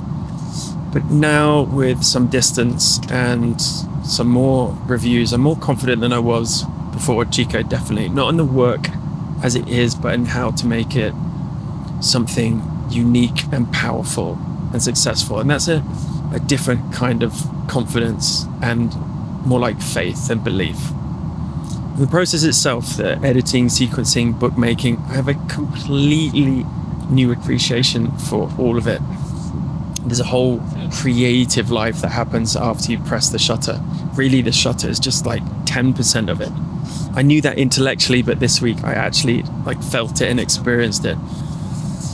I'm also excited to explore more creative techniques in the darkroom, in Lightroom, and everything in post, things I wouldn't have considered before. So I'm excited to kind of dive into that and tackle those aspects. And if I could go back and tell myself one thing before arriving with all of this, is to not worry about the story or the pitch. Don't worry about the deeper narrative. Study how to piece different types of images together to build rhythm and journey, and not be so immersed in this kind of deeper narrative. A book isn't just nice images in a row, of course, it's architecture. And I can see that now in a way I couldn't before. It's just education and familiarity. I also wish I'd printed the images better. I brought a mixture of different sizes and paper types, and in hindsight, I would have been more consistent with that if I had to do it again. Because the presentation does matter. It's the first thing a reviewer touches, and they'll ask why some things are different and why things are not. Anyway, I want to wrap up. Would I do it again? I'm hoping I'll do it again next year. I mean, in a heartbeat. But I will say this, it's not for everyone, of course. I mean, it costs a lot of money, but that aside, if you don't have a specific body of work with real intention behind it, I don't think this is the place. If you're not ready to hear hard truths as well, to have your ego and your heart ripped out in certain moments, then don't apply. You need to be prepared to potentially start again, potentially to go back to the drawing board. And that's not failure. That's the whole point of this week. So my advice would be to go deep, not wide. It's my advice with everything. With your work and with the experience, go deep, not wide. Don't try to meet everyone. Don't try to please everyone. Research your reviewers deeply. Choose 8 out of the 10 that will align with your work the most based off their own work. And leave a couple maybe that will be so different that they can come at it from a completely unique perspective and unique angle. Find your people, have the real conversations, take that time, and be ready for the work you brought to look different by the time that you leave. Jonathan Levitt said something during my review that I keep coming back to in the days since. He talked about my project, or any project, but when we're talking about my project, talk about it, thinking about it like a piece of music. And he asked me, what would I want to listen to over and over again, and why? And what would I want it to make me feel? I think that's the question I'm taking home with me. Not what do the images look like, but what do they sound like? What do they make you feel? How can they ground you? How can they take you off into a different world? And am I brave enough to actually make that the work? I think that was my week at the Chico review. So, in closing, I think the journey of an artist, I think everyone there is an artist. The journey of an artist is a constant struggle, and oftentimes a lonely one. You live in a world full of questions and so much self-doubt. You have moments of inspiration that keep you going, but the ebbs and flows can often be really debilitating. The creative energy and support, though, that I found at Chico Review this year, 2026, seems to be settling into my being in a way that I don't think will ever fade. The place, the work, the people, the conversations, mostly the people, have become a part of the fabric of who I am, even now, just a few days from the end. And part of the fabric who I will grow to be, and not just as an artist, but as a human being. So I want to thank everyone at Chico Review who put such an incredible event together. Jesse may not have been the most accessible during the week, probably the busiest man I've seen, so that was totally understandable. And what he, and more recently, the likes of Katie, have managed to build over the last 10 years now is honestly something truly special. So huge thanks and respect go to Jesse and his team, because the amount of care, thought and energy goes into making this week happen really shows in every detail, and shows in the things you don't see or don't notice. And to all the staff who kept everything running seamlessly, to every reviewer who gave their time and honesty, and to all 80 attendees, thank you so much. And especially to those of you who took part in this episode, who let me interrupt and point the camera at you and a microphone in your face and ask you some real questions. I hope it was enjoyable. I hope it was helpful and interesting for you, as well as the rest of the audience, to watch and listen. And on that note, I want to specifically thank Hannah, one of this year's scholars, who I did actually record for her insights and to talk about her work, but the battery died about 10 seconds into us talking and I didn't notice. She spent real time with my images, not just a quick glance. She spent genuine time, deliberation and intent, and that's something you simply can't get in a formal 20-minute review, and that meant so much to me. So thank you, Hannah. I'm really sorry. Hannah was one of this year's scholars, and I'm really excited to see where her incredible work ends up. Finally, I wish I got to chat with every person there. There was way more people than I thought, and it was strangely difficult to just meet everyone, but there is something in me that makes me feel like in some way I actually did. And if you're watching this and you were there, but we didn't get to chat properly. Even if we didn't share many words, if any at all, I want to say thank you, because this week reminded me of something I think we all forget sometimes. Although photography is an existentially solitary pursuit, the work we make doesn't have to exist in isolation, because it lives in the spaces between us, in the conversations, the glances, the energy, even the silence around the Chico lawn at midnight. A place for artists to be understood, to find connection, to be seen and heard long after they've gone. And if photography is really about how we see the world, then Chico really changed the way I see mine. Thanks for watching, thanks for listening. Happy shooting.